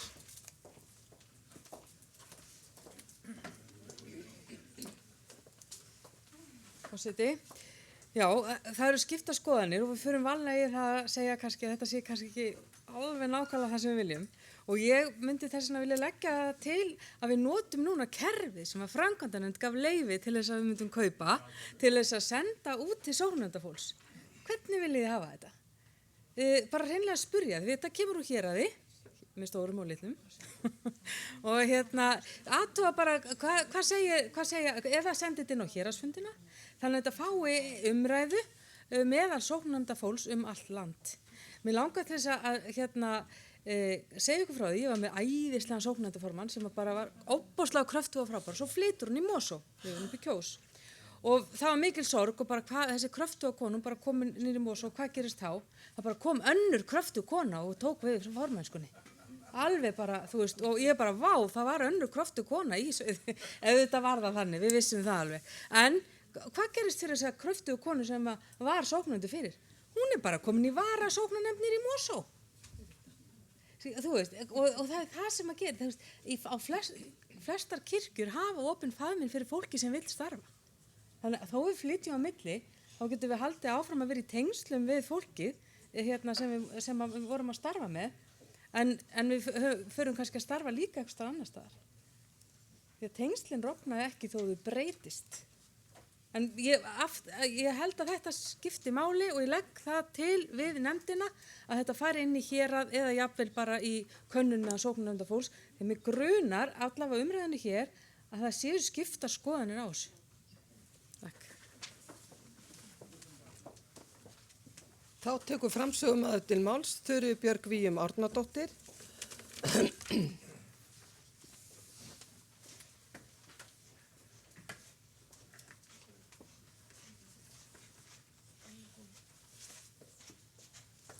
Forseti, Einar fól mér að svara þessum spurningum sem hann svaraði þessu öllum sjálfur.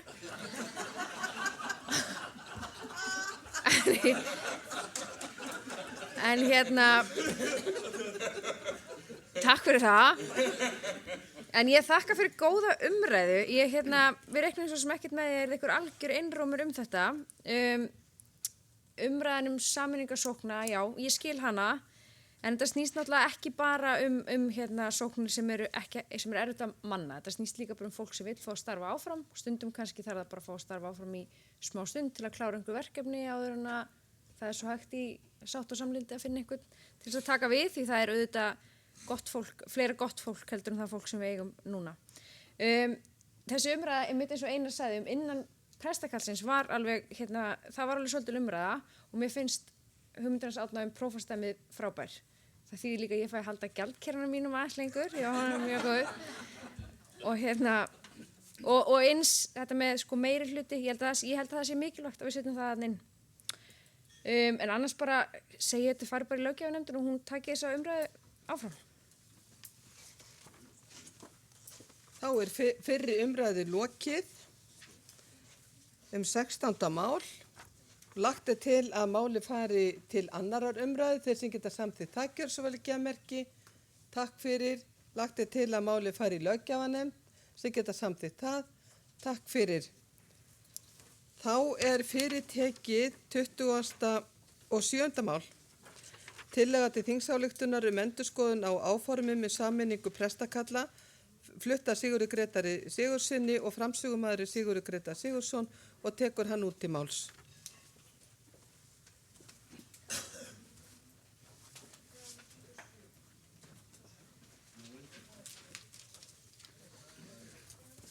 Forseti, já það mál 27, þetta í böppinni hjá okkur undir mikilvægast.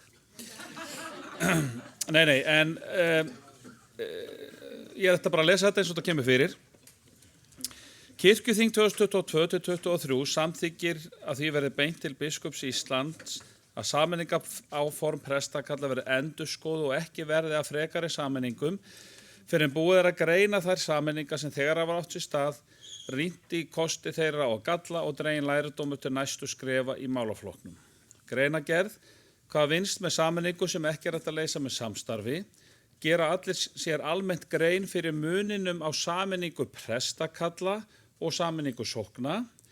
Afar brýnt að grasrótin sé með í öllu ferlinu, en eins og kunnugtur hefur verið erfitt að ræða mörg mikilvæg kirkjumál vegna COVID undanfarin rúm 2 ár.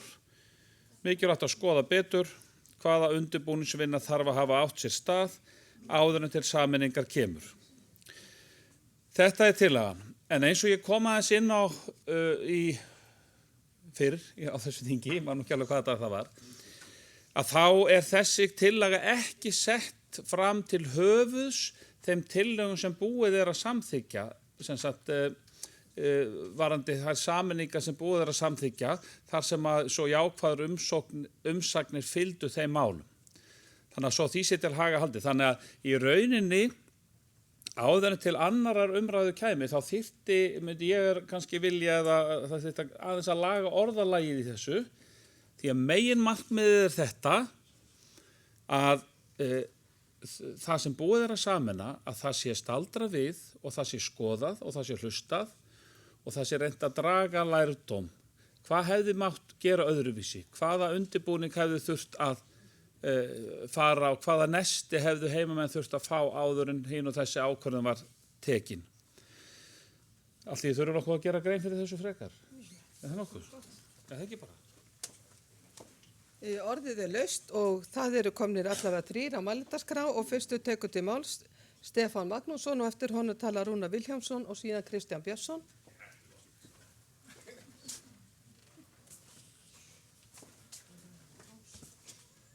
Forseti, ég velti fyrir mig hvort að það sé meining frummælanda að stoppa þetta svona 3 ár menn að vera að skoða málið eða hvað.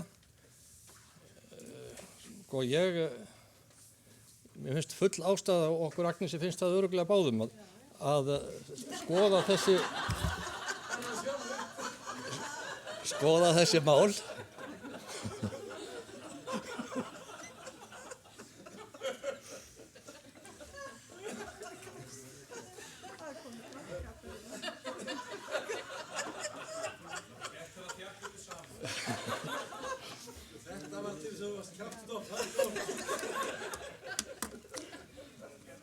Já, þetta sjálfsagt að skoða þessi mál, hvernig þetta hefur gengið með sameiningar. En, eins og sagði, við erum alveg sammála það að það engin ástæða til að stoppa sameiningarferli, hvorki þau sem komin á staðan ég hinn sem kunna vera í vantala í farvallinu, þrátt fyrir þessa skoðun. Af því þessi skoðun þarf ekki að taka nema örfáar daga eða vikur. Það liggur fyrir hellingur af upplýsingum Það nægir bara að hringja nokkuð síntöl, til dæmis, og þá er kannski ekki einu sinni að gera það til að fá upplýsingar hvernig tókst til, hvað getum við gert betur, etc. Sko. Þannig að við getum tekið það út úr þessari tillögu að skoða þetta með pínu formlegri hætti heldur að myndi annars vera gert.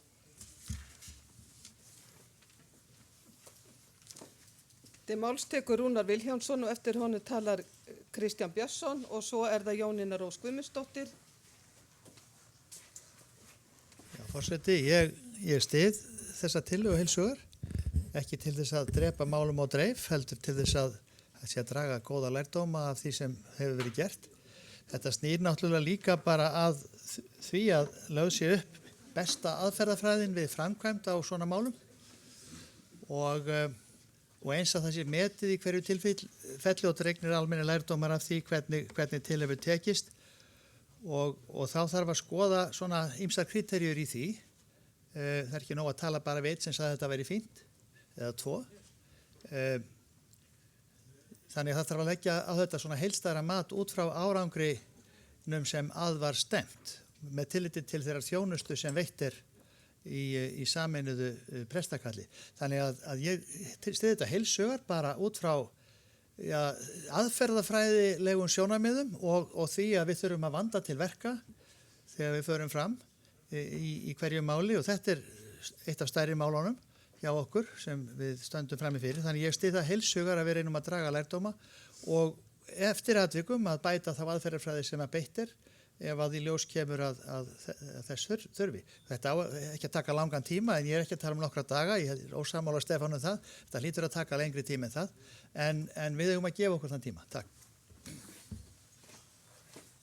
Til máls tekur Kristján Björnsson og eftir honum talar Jónína Rós Guðmundsdóttir.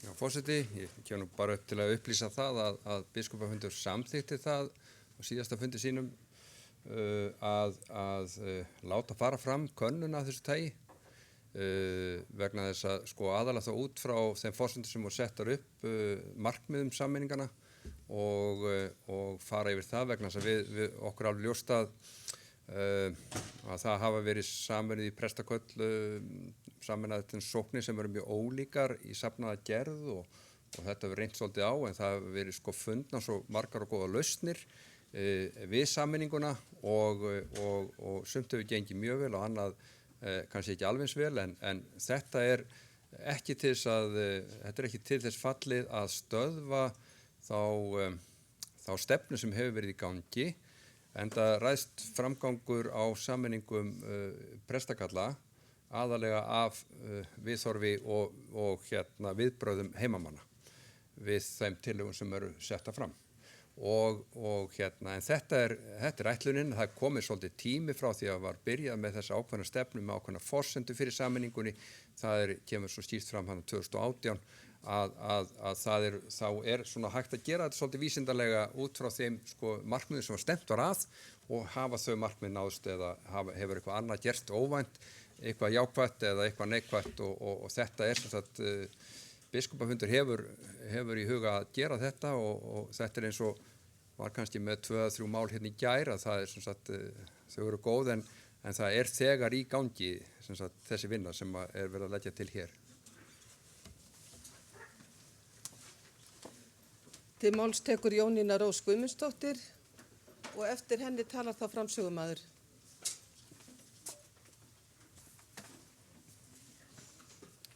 Forseti, ég styð þessa tillögu sem fram er komin efnislega en það mætti alveg setja í hana til dæmis tímamörk þannig að það væri ekki óendalegur tími gefinn til að skoða málin og ég fagna því að biskupafundur hefur ákveðið að setja af stað einhvers konar mat vegna þess að við vitum öll hver markmiðið er. Markmiðið er að efla samstarf og jafnvel auka sérhæfing og svona. Mér finnst kannski pínlítið bæði þetta með leiðirnar og mati vera dálítið óljósara en ég held að við þurfum að gera það. Við þurfum að gefa heimafólki tíma til þess að melta aðeins með sér þær breytingar sem að framundan eru og fá að vita hvernig þær hafa gengið annar staðar. Þannig ég held að í öllu svona breytingaferli þá þurfum við að flýta okkur hægt og gefum því ákveðin tíma, en það þarf alls ekki að gefa því endalausan tíma. Þannig að það mætti kannski bara bæta inn einhverjum tímamörkum inn í þessa tillögu. Takk. Þá tekur til máls framsögumaður Sigurður Grétar Sigurðsson.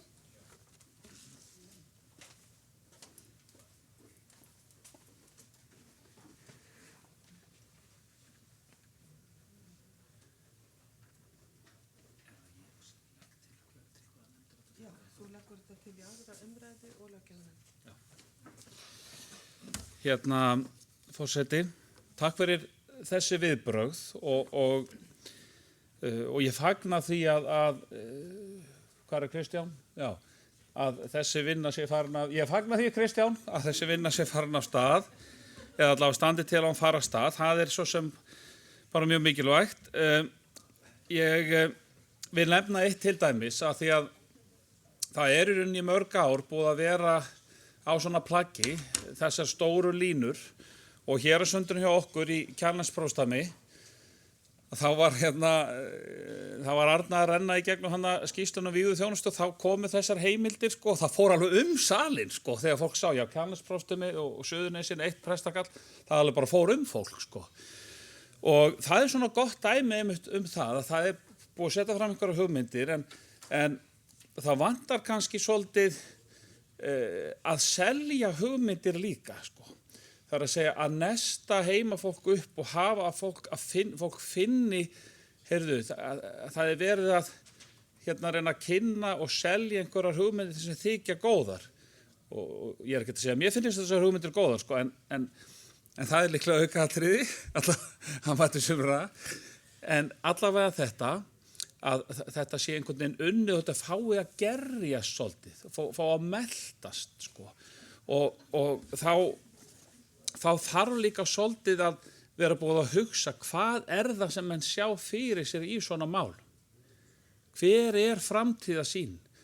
Þetta nú yfirleitt í þessum tilum aðalega einhverja svona fjórar sérhæðri prestsþjónusta og fólk hefur aðgang á fleiri prestum og bætt þjónusta og eitthvað svona. Þetta svona slagorð sem að þarf að ræða bara svolítið meira. Hvað verið að meina? Já, ég tek undir með tímamörkin og ég legg til að þetta fari í aðra umræðu og verði vísað til löggjafarnefndar. Var þetta ekki rosalega formlegt á mig? Þá fyrri umræðu lokið 27. mál. Lagt til að máli fari í aðra umræðu. Þeir sem geta samþykkt það gjör svo vel að gefa merki. Takk fyrir. Lagt til að máli fari til löggjafarnefndar. Þeir sem samþykja það. Takk fyrir kærlega. Og þá tekið fyrir 28. mál tillaga til þingsályktunar æskulýðsmál, flutt af Sigurði Grétari Sigurðssyni og framsögumaður sá sami og tekur hann út til máls. Forseti. Já, ég leys bara til hún eins og hún kemur hér fyrir, kirkjuþing 2022-2023, samþykkjar að vísa til biskups Íslands að við undirbúning pressefna verður sérstök áhersla lögð á að efla pressefnin til að annast æskulýðsstarf fyrir ólíka aldurshópa og að vera sjálfstæðir í sínum störfum. Greinargerð, ég renni yfir hana. Þjóðkirkjan hefur sett æskulýðsstarf á oddinn. Prestar, einkum í fámennari prestaköllum á landsbyggðinni, eru lykil aðilar til að standa fyrir kirkjulegu æskulýðsstarfi á hverjum stað. Sumar sóknir hafa haft aðgang að sjálfboðaliðum og launuðu starfsfólki í hlutastarfi til að annast æskulýðsstarf að einhverju leyti. Presturinn verður eftir sem áður kjölfestan í því vegna þess að í gegnum æskulýðsstarfi verður til ómetanlega tengsl við fjölskyldurnar í sóknunum. Athafnaþungi sjaldnast sligandi og þá ég að vísa í fámennari prestaköll og því öllum til heilla að presturinn hafi færni á þessu sviði.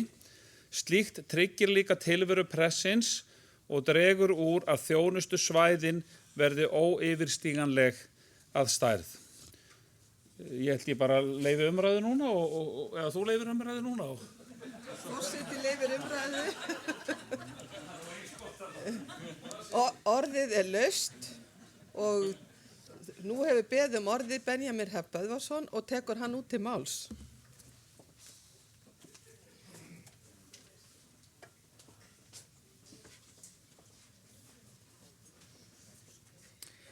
Forseti, ég styð þessa tillögu, þingsályktun tillögu bara heilshugar og ég þekki það sjálfur hvernig að koma inn í prestakall og inn í sóknir sem er með mjög líflegt æskulýðsstarf og þar er presturinn algjörlega í lykilhlutverki og ég þekki það líka að hafa fengið bara 0 þjálfun í þessu þegar kemur að ganga inn í preststarf og ég held að þetta er eitthvað sem við þurfum að efla. Við höfum mjög ríka áherslu víða í kirkjum landsins á æskulýðsmál og þetta finnst mér bara lykilatriði til þess að sem að prestar þurfa að hafa til undirbúnings til þess að taka við sem prestar. Takk. Til máls tekur Berglind Hönnudóttir og síðan Jónína Rós Guðmundsdóttir og síðan Jóhanna Gísladóttir.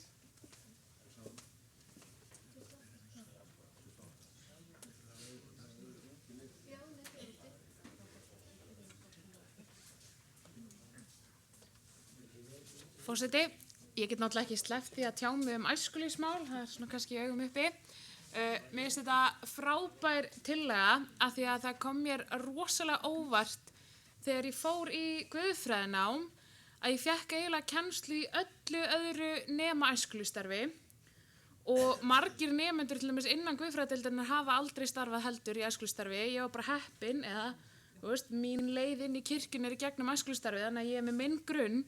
En mjög margir af samnemyndum mínum sem eru núna að taka við prestaköllum voru ekki með neinn af barnastarfi eða reynslu og þarna erum við að sinna svo mikilvægu boðunarhlutverki, þarna erum við að ná þeim sem hafa kannski aldrei heyrt biblíusögur og það skiptir máli að fá þessa þjálfun upp á það, þú vinnur auðvitað öðruvísi með börnum heldur en með fullorðnum og þú kemur erindi frá þér öðruvísi með börn heldur en fullorðna og það vantar á mörgum stöðum reynsluna til þess að miðla efni til barna þannig að það hendi þeim.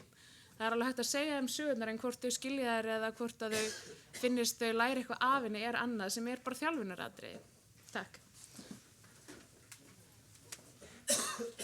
Til máls tekur Jónína Rós Guðmundsdóttir og eftir henni talar Jóhanna Gísladóttir og síðan tekur biskup Íslands til máls.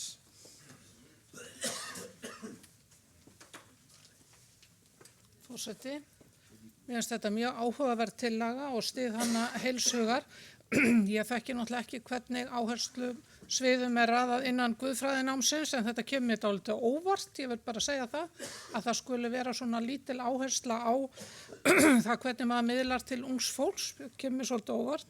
Og svo langar mér náttúrulega bara af því að þið vitið, mér er það talsvert kappsmál að við komum opnum eða svona reynum að auka samvinnu milli kirkju og skóla að það er náttúrulega að gera á litlum stöðum að reyna að ná til kennarana og fá þá með sér í æskulýðsstarfið. Þeir eru náttúrulega líka með kennslufræðilegar áherslur og þannig að ég held að geta bara liðsinnt við það hvernig maður gerir þannig að ég held að þarna eigum við að reyna allt sem við getum til þess að ná samvinnu á milli þessara lykilstofnana í hverju samfélagi. Takk. Til máls tekur Jóhanna Gísladóttir og eftir henni talar Agnes M. Sigurðardóttir biskup og síðan Arnfríður Guðmundsdóttir. Forseti, ég fagna þessari tillögu mjög, hún er þörf og við erum búin að ræða þetta örugglega lengur en ég hef starfað í kirkjunni það hvernig það er að standa einn af þessum málum og vera að finna upp hjólið í sífellu. Sjálf hef ég stundum grínast með það að hafa gagnast með meira í starfi út á landi, hafa unnið á leikskóla í nokkur ár heldur en setið í guðfræðideildinni en þetta er sagt í gríni, þetta er sagt í miklu gríni. Ég er bara með eina spurningu til frumalanda, hvernig þú Sigurður sérð fyrir þér í praxís að við getum útfært þetta? Takk fyrir. Til máls tekur Agnes M. Sigurðardóttir biskup og síðan er Arnfríður Guðmundsdóttir. Forseti, ég kem mér upp til þess að fagna þessari tillögu. En þar sem ég hef sjónminni og allt er frosið hér að þá er ég ekki með þetta fyrir fram að mig því ég er ekki með þetta prentað út og er kannski ekki alveg að geta kvótað í það sem þarna stendur. Það kemur óvart ef að guðfræðinema þurfi ekki lengur að vera að vera í sunnudagsskóla og æskulýðsstarfi og fermingafræðslu og svona til söfnuði. Það var allavega í mínu ungdæmi þegar ég var í deildinni að þannig þyrfti það að vera. En auðvitað það þannig að þegar maður fer út í starfið ung manneskja og hefur ekki verið lært kennslufræði eða haft reynslu af því að kenna, þá maður náttúrulega gerir maður bara eins og þegar maður er alveg börni sín, maður bara byggir á þeirri reynslu sem maður hefur frá því maður sjálf var barn og frá foreldrum sínum. Þannig ég held að þetta sé bara mjög nauðsynlegt því að það gerðar ennþá meiri kröfu til presta nú til dags heldur en var þegar ég víðist til dæmis. Við eigum að vera alveg meira en eiginlega 1000 þjálasmiðir, við eigum að geta allt og það getur engin manneskja. Til máls tekur Arnfríður Guðmundsdóttir og síðan þá frummælandi.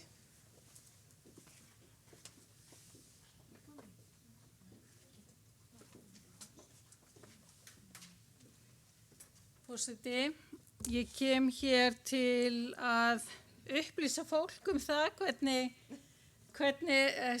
fyrirkomið. Við erum í Guðfræði og trúarbragðafræði deild með virkan samning við kirkjuna sem byggir á aðgreiningu á milli annars vegar teóri og hins vegar praxís. Það okkar upp í deild að kenna fólki kenningarnar, hverja svo sem þær eru og þær eru alls konar, og hins vegar það kirkjunar að þjálfa fólk, gefa því tækifæri til þess að fá þessa reynslu sem við erum að kalla eftir, þessa þjálfun sem við erum að kalla eftir, og það kemur á óvart ef að hún sá hluti af samningnum ekki að virka, en þetta algjört lykilatriði í okkar samvinnu við kirkjuna. Þessi samningur skiptir okkur upp í háskóla mjög miklu máli, þannig að við vitum fyrir víst að við séum að veita það sem að okkur ber að veita fyrir pressefni framtíðarinnar eða presta framtíðarinnar og þannig að það séu skýr skilaboð og skýr skipting á milli annars vegar námsins upp í deild og hins vegar þjálfunarinnar sem að press og djáknanemar fá í kirkjunni. Ég veit ekki alveg með brandaranina Jóhönnu en mér brá þegar ég heyrða. En takk fyrir að segja mér þetta brandari. Takk. Þá tekur framsögumaður til máls Sigurður Grétar Sigurðsson.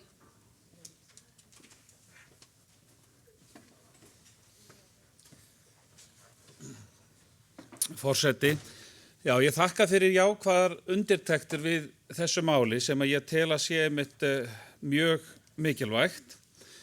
Spurt var hvernig ég sæði þetta fyrir mér í praxis og það kannski ekki hægt að fara í einhverja svona díteila með það, en í stuttumáli þá svona hafandi hlustað á umræðuna þá ætti allavega kirkjan og háskólan að byrja að tala saman og fara svona tala betur saman, fara aðeins yfir það einmitt, hver með hvað. Í stuttumáli sæði ég fyrir mér að sko háskóla hlutverk háskólan sem væri svona þetta fræðilega sem lítur að kennslufræði og þessum uppeldis- og kennslufræði greinum, eða hvað sem þær nú heita allar og það er náttúrulega svo langt síðan svolítið sem ég var þarna að þetta var sára lítið. Starfsþjálfunin, mér ekki alveg nákvæmlega kunnugt hvernig hún fer fram í dag. Þegar ég var í starfsþjálfun 97 þá var hún 6 vikur. 3 vikur hjá presti á höfuðborgarsvæðinu og 3 vikur hjá presti út á landi og það fór bara svolítið eftir ég veldur hver á heldur. Ég tel að hana þurfi náttúrulega að efla mjög. Það til dæmis bara það að geta sendt pressefni guðfræðinema með kerfisbundnum hætti. Að senda þá í sumarbúðir. Láta það vinna í sumarbúðum 1-2 vikur. Að sé til þess að þeir vinni allir einhver tíman á fermingarnámskeiðum. Og séu svo í samfylgd í söfnuði sem var nú allavega einhver tíma svona samfylgda kerfi en ég veit ekki hvernig eftirfylgdin var að því. Þegar ég byrja sem prestur, við 20 ára gamall norður á Hvammstanga og ég átti ágætt ári guðfræðideildinni. Ég var nú bara svona meðgreindur eða svona meðalnemandi ég voni sem eitthvað aðeins meira meðalgreindur en það nú annað, að ég fann það alveg að ég var vissulega búin að fá þjálfun í ákveðnum þáttum. En það var alveg ofboðslega margt sem ég fann að menntun mín hafði komið annar staða frá heldur en úr formlegri starfsþjálfun pressefna eða Háskóla Íslands. Og þar spila bara þáttakamenn í æskulistarfi. Þegar Magnús Erlingsson var ungu guðfræðinemi og þegar Sólveig Lára var ný vígð, þá var ég á fermingarári og kynntist æskulistarfi kirkjunar. Þau hafa ekki sleppt mér síðan. Og það er að vaksa upp í því, en það er alls ekki þetta ætlast til þess. Og það er ekki að gera ráð fyrir því að pressefni hafi þann bakgrunn, en að vinna til þessu sumarbúðum eins og í Vatnarskóla og svona, það er svo oft sem maður hefur hugsað, vá, þvílíkur skóli það er að vinna til þessu sumarbúðum og sumarbúðum Þjóðkirkjunnar vann ég líka í, þegar maður er komin inn í prestþjónustuna og sérstaklega að sinna barna- og unglingastarfi. Það er alveg ofboðslega mikill fjársjóður í því og það vinnst ekki á einhverjum nokkrum dögum í starfsþjálfun. Þetta þarf að vera svona svolítið stórt. Já, byrju, hvað? Já, ég vissi að þessi aðra umræðu og allsherjarnefnd. Og allsherjarnefnd, já, það er víst. Þá er fyrri umræðu lokið. Þessi geta samþykkt að máli fari í aðra umræðu, gjör svo vel ekki að merki. Takk fyrir einhverja móti, nei, það samþykkt samhljóða. Lagt er til að máli fari í allsherjarnefnd, sem geta samþykkt það. Takk fyrir. Og þá er komið að næst síðasta málunni hér í dag. Það er 29. mál, tillaga til þingsályktunar eftirfylgni við presta og djákna, fluttar Sigurði Grétari Sigurðssyni og framsögumaður er sá sami og tekur hann út til máls. Forseti, ég er farin að missa röddin eins og Steindór, sko, út af málæði hér. En allavega, þetta segir svolítið sjálft. Kirkjan 2022-2023 samþykkir að fela biskupi Íslands að setja upp áætlun eftirfylgd fyrir nýja presta og djákna sem stendur yfir fyrstu 3 ár þjónustunnar. Og greinargerði með þessu, upplifun presta og djákna við upphaf þjónustu getur verið afar misjöfn og eftirfylgni handahófskend eftir því hverjir eru í nágranna þjónustu og hvort og þá hvernig prófastar sinna slíkri eftirfylgni. Sem dæmi þá hefur norska kirkjan þann háttin á að einu sinni á ári, fyrstu 2 eða 3 árin í þjónustu, eru prestar kallaðir saman á einum stað, fá fræðslu og uppbyggingu og góða handleiðslu, þar sem sameiginleg reynsla getur verið afar gefandi og hvetjandi, hefðbundin prestastefna eins frábær og hún er, og eins hefðbundin mentadagar prestafélagsins, sem oftast eru mjög nærandi, koma ekki í staðinn fyrir þessa tillögu, þá tryggir kirkjuþing fjármunu til verksins og í reynsluleysi mínu þá hafði ég nú ekki neina tölu með en það er örugglega hægt að skjóta á einhverja tölu, það fer náttúrulega svolítið eftir í hvað eru margir nýjir prestar og djáknar á hverju ári. Orðið er laust. Enginn hefur hvatt sér hljóðs. Já, Agnes Sigurðardóttir tekur til máls.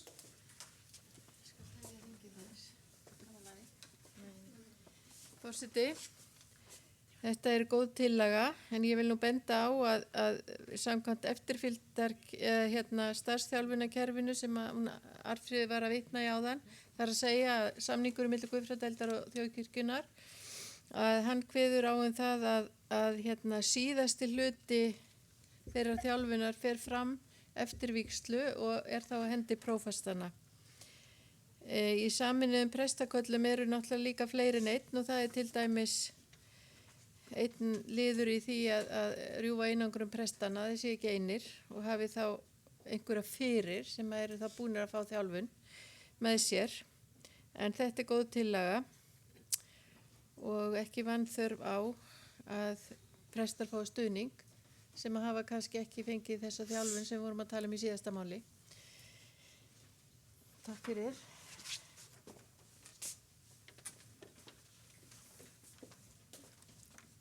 Þuríður Björg Víum tekur til máls og hvor var undan? Hildur Inga Rúnarsdóttir tekur til máls og síðan Þuríður Björg Víum.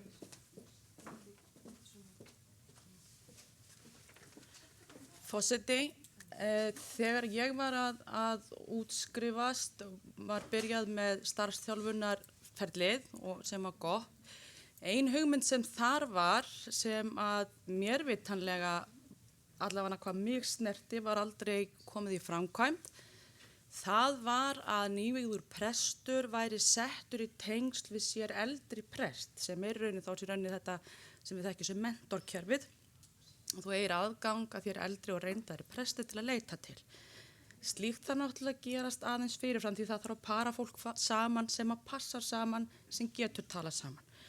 Svo eru 3 orð sem ég ætla að leggja áherslu á við eftirfylgd presta og djákna og það handleiðsla, handleiðsla og aftur handleiðsla. Takk. Til máls tekur Þuríður Björg Víum Árnadóttir og eftir henni Benjamín. Forseti, Hildur sagði nákvæmlega sem ég ætlaði að segja, handleiðsla, handleiðsla, handleiðsla. Nú ekkert óbúslega langt síðan að ég útskrifaðist og ég einmitt upplifði það að það var svona ekki, einmitt þetta skipulagða eftirfylgni var einmitt ekki til staðar. Það var ekkert svona kerfi sem átti að vera. Það er svona fagna ég þessari tillögu. Ég velti fyrir mér hvort að þetta sé verkefni sem hægt að setja í hendurnar á vígslubiskupum. Það var allavega mín upplifun að sá einstaklingur sem hélt kannski svona mest utan mig eftir ég kom til starfa og hringdi mjög reglulega og passaði vel upp á mig var vígslubiskupið minn. En handleiðsla, nákvæmlega. Það er bara, og það er það sem að bjargaði mér algjörlega fyrstu, af því það ertu í hópi með eldri og reyndari prestum, það þarf náttúrulega kannski að passa hvernig þeim parað saman það í handleiðslu hóp, en bara skylda fólk í handleiðslu, þannig að það er ekki skylda. Það er bara svona, má bjóða þér í handleiðslu, það er fullt hérna og kemst kannski eftir 2 ár. Þetta þarf að vera skylda. Takk. Til máls tekur Benjamín Hrafn Böðvarsson og eftir honum talar Arna Gretarsdóttir.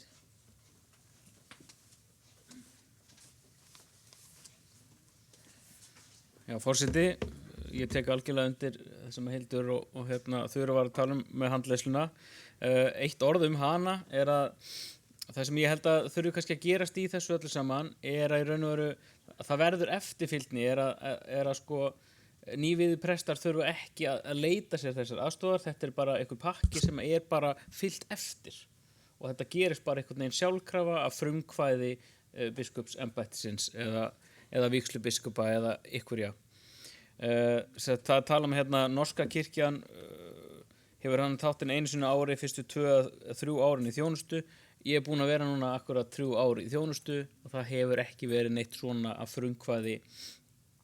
Ég man allavega ekki eftir til þess að þessi eftirfylgd sem að biskup vitnaði áðan hafi verið fylgt eftir í mínu tilviki en ég bara kalla eftir því fyrir bara komandi nýja presta að það verði bara fljótlega hreint ykkur svona í framkvæmd því þetta er mjög mikilvægt verkefni og þetta tryggir líka faglegri þjónustu að hendi nýra presta.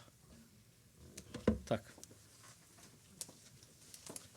Þá tekur til máls Arna Gretarsdóttir og ef ekki fleiri þá það frummælandi sem tekur til máls eftir.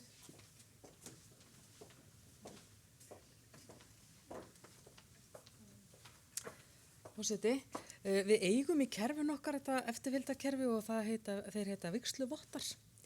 Það er spurningum að setja svolítið kraft í það að skilgreina betur þetta hlutverk vígsluvottana.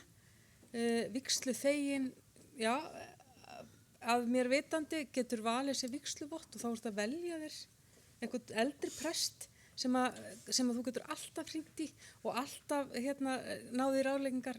Ég og svo miklu fleiri prestar eigum einmitt þessa reynslu af því að geta alltaf leita til vígsluvottana og stundum þarfum við ekkert að finna upp hjólið, þetta er til staðar en kannski þurfum við aðeins svona að ramma það inn og lyfta þessu kerfi upp sem nú þegar er til og hefur mögulega verið það óformlegt að það er til staðar fyrir einhverja en ekki aðra. Einhvern veginn, það kannski fer eftir hvernig hver og einn vígsluvottur lítur á sitt hlutverk. En þetta væri til dæmis umræðuefni inn á prestastefnu, mögulega, eða bara biskupafundar. Þetta er kerfi sem að ég held við þurfum ekkert rosalega mikið að gera til þess að nema búa til einn bækling sem vígsluvotturinn fær þegar hann búin að þú ert vígsluvottur fyrir þennan og þú að fara inn í þetta ferli næstu 2 árin, ringja að minnstakosti 4 ári, eitthvað svona. Þá held ég að þetta geti virka bara enn betur og fyrir miklu fleiri. Takk.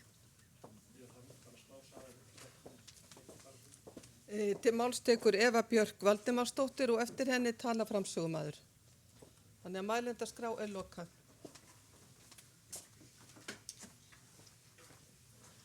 Arna sagði, forseti, akkurat þarna í lokin það sem ég ætlaði að segja. Ég held að þurfi einmitt, það þarf samt kerfi. Þetta er þó að sé eitthvað svona til staðar og einhverjir biskupar hringi einhverja eitthvað þannig. Það starfa prófastarnir á mjög ólíkan hátt. Þannig að ég styði þessa tillögu heilsugar, það þarf bara virkilega gott kerfi yfir þetta.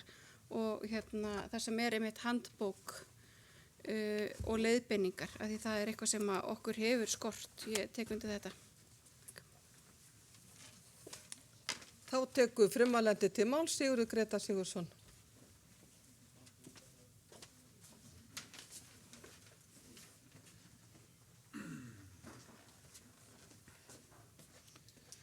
Og hvert viltu við heilsa? Þessu vísaru til allsherjarnefndar. Já, forseti, ég þakka fyrir jákvæðar undirtektir við þetta mál og mér sýnist að flesti sýni þessu bara mikinn skilning. Ég hef nú reynslu sjálfur af handleiðslu og það er bara góð reynsla. Og það er vissulega alltaf svolítið happdrætti þegar handleiðsluhópur er settur saman og ég tek alveg undir það sem hér hefur komið fram í tengslu við þetta að handleiðsla eigi að vera skylda, allavega í einhver skipti.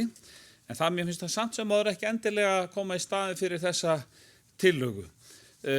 Varandi hlutverk vígsluvottana sem að framkom hér, það kemur heldur ekki í staðin við þessa tillögu en það var búið að koma fram hérna þegar þetta er nefnilega svolítið handhófskennt.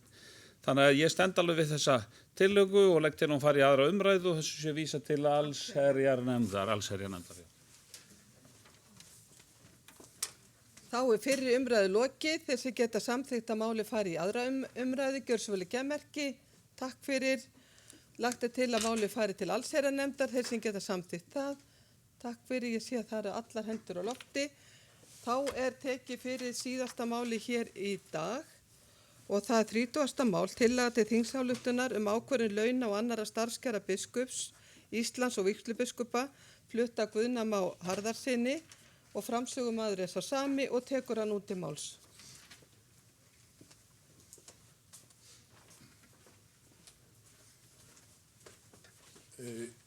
Forseti, ég var nú eiginlega búinn að kynna þetta á hana því ég fekk svona einhver sagði kannski gætur bara setja þetta inn í þetta væri sama meiði að kjaranefndin sem eitthvað ákveð en ég er ekkert vanur þingsköpum með hvernig svona virkar og hvað maður getur skeytt saman málum eitthvað þannig að ég stóð kannski upp á röngum tíma en bara eins og ég er búinn að kynna þá finnst mér þetta bara snjallt að þegar undirgengni langir kjarasamningar milli prestafélagsins sem skila niðurstöðu upp á einhverja launahækkun að þá sitji prestarnir prestana sem við höfum valið okkur sem okkar leiðtoga bara í algjörlega sama báti. Þá er tryggt að þau verða ekki fyrir kjara skerðingu í hlutfalli gagnvart prestastéttinni og færast ekki nær og þau færast heldur ekki fjær, heldur eru bara nákvæmlega á sama báti og það er svona eigum við að vera eins og öll dýr eiga að vera ekki meira jöfn en önnur, svo er að segja þetta á íslensku. En já, þetta er tillagan, er hún komin upp einhvers staðar? Það er bara netlaust. Það er netlaust, þá ætla ég að lesa hana bara. Svona var þetta. Kirkjuþing 2023 samþykkir að kjaranefnd kirkjunar ákvarði ekki laun biskup Íslands og vígslubiskupa. Þess í stað fylgi biskupar meðaltalshækkun sem prestar hljóta í kjarasamningum, Prestafélags Íslands og þjóðkirkjunar. Ég samt þetta rétt á hann þetta kom út. Ég vil samt að hún ákvarðan fari bara eftir meðaltalshækkunni. Þannig að ég er eiginlega að segja samt, er það ekki rétt að kjaranefndin ætti samþykkir að kjaranefndin ákvarði ekki laus. Það sem ég langar að reyna að segja er það að kjaranefndin eigi ekki að funda sérstaklega, kalla eftir skýrslum og gera eitthvað, heldur bara haldist það í hendur. Meðaltalshækkun kjarasamninga, þannig að hún geti haft það, kannski ætti ég bara að draga tilbaka og skora, þið verða að hjálpa mér sem kunni þessi þingsköp eða eitthvað. Vísa þessu bara í fjárhagsnefnd og fjárhagsnefnd lagar málið. Já, ég er þar. Þá verður hinir að hjálpa mér þegar Jú. En orðið er laust. Það verður engin hvart sér hljóðs. Það verður engin hvart sér hljóðs, þannig að fyrri umræðu er lokið. Þeir sem geta samþykkt að máli fara í aðra umræðu, gjör svo vel að gefa merki. Frummælandi gefur ekki merki hann vilji fara með þetta í aðra umræðu. Þeir sem ég var að vísa hvort að menn samþykki það að máli fara í aðra umræðu og bið þá þingheim að samþykja það. Takk fyrir. Og lagt er til að máli fari til fjárhagsnefndar. Þeir sem geta samþykkt það gjör svo vel að gefa merki. Takk fyrir. Þá erum við búin að taka þau mál fyrir sem við ætlum að taka núna. Út af dagskrá er tekin 8., 9., 12. mál, 24. og 25. Á eftir byrja nefndirnar að starfa. Það verður eitthvað í matinn hér á eftir. Ég ætla að biðja formenn fastanefnda og ritara nefndana að koma til fundar við forsætisnefnd. Þessum fundi er slitið.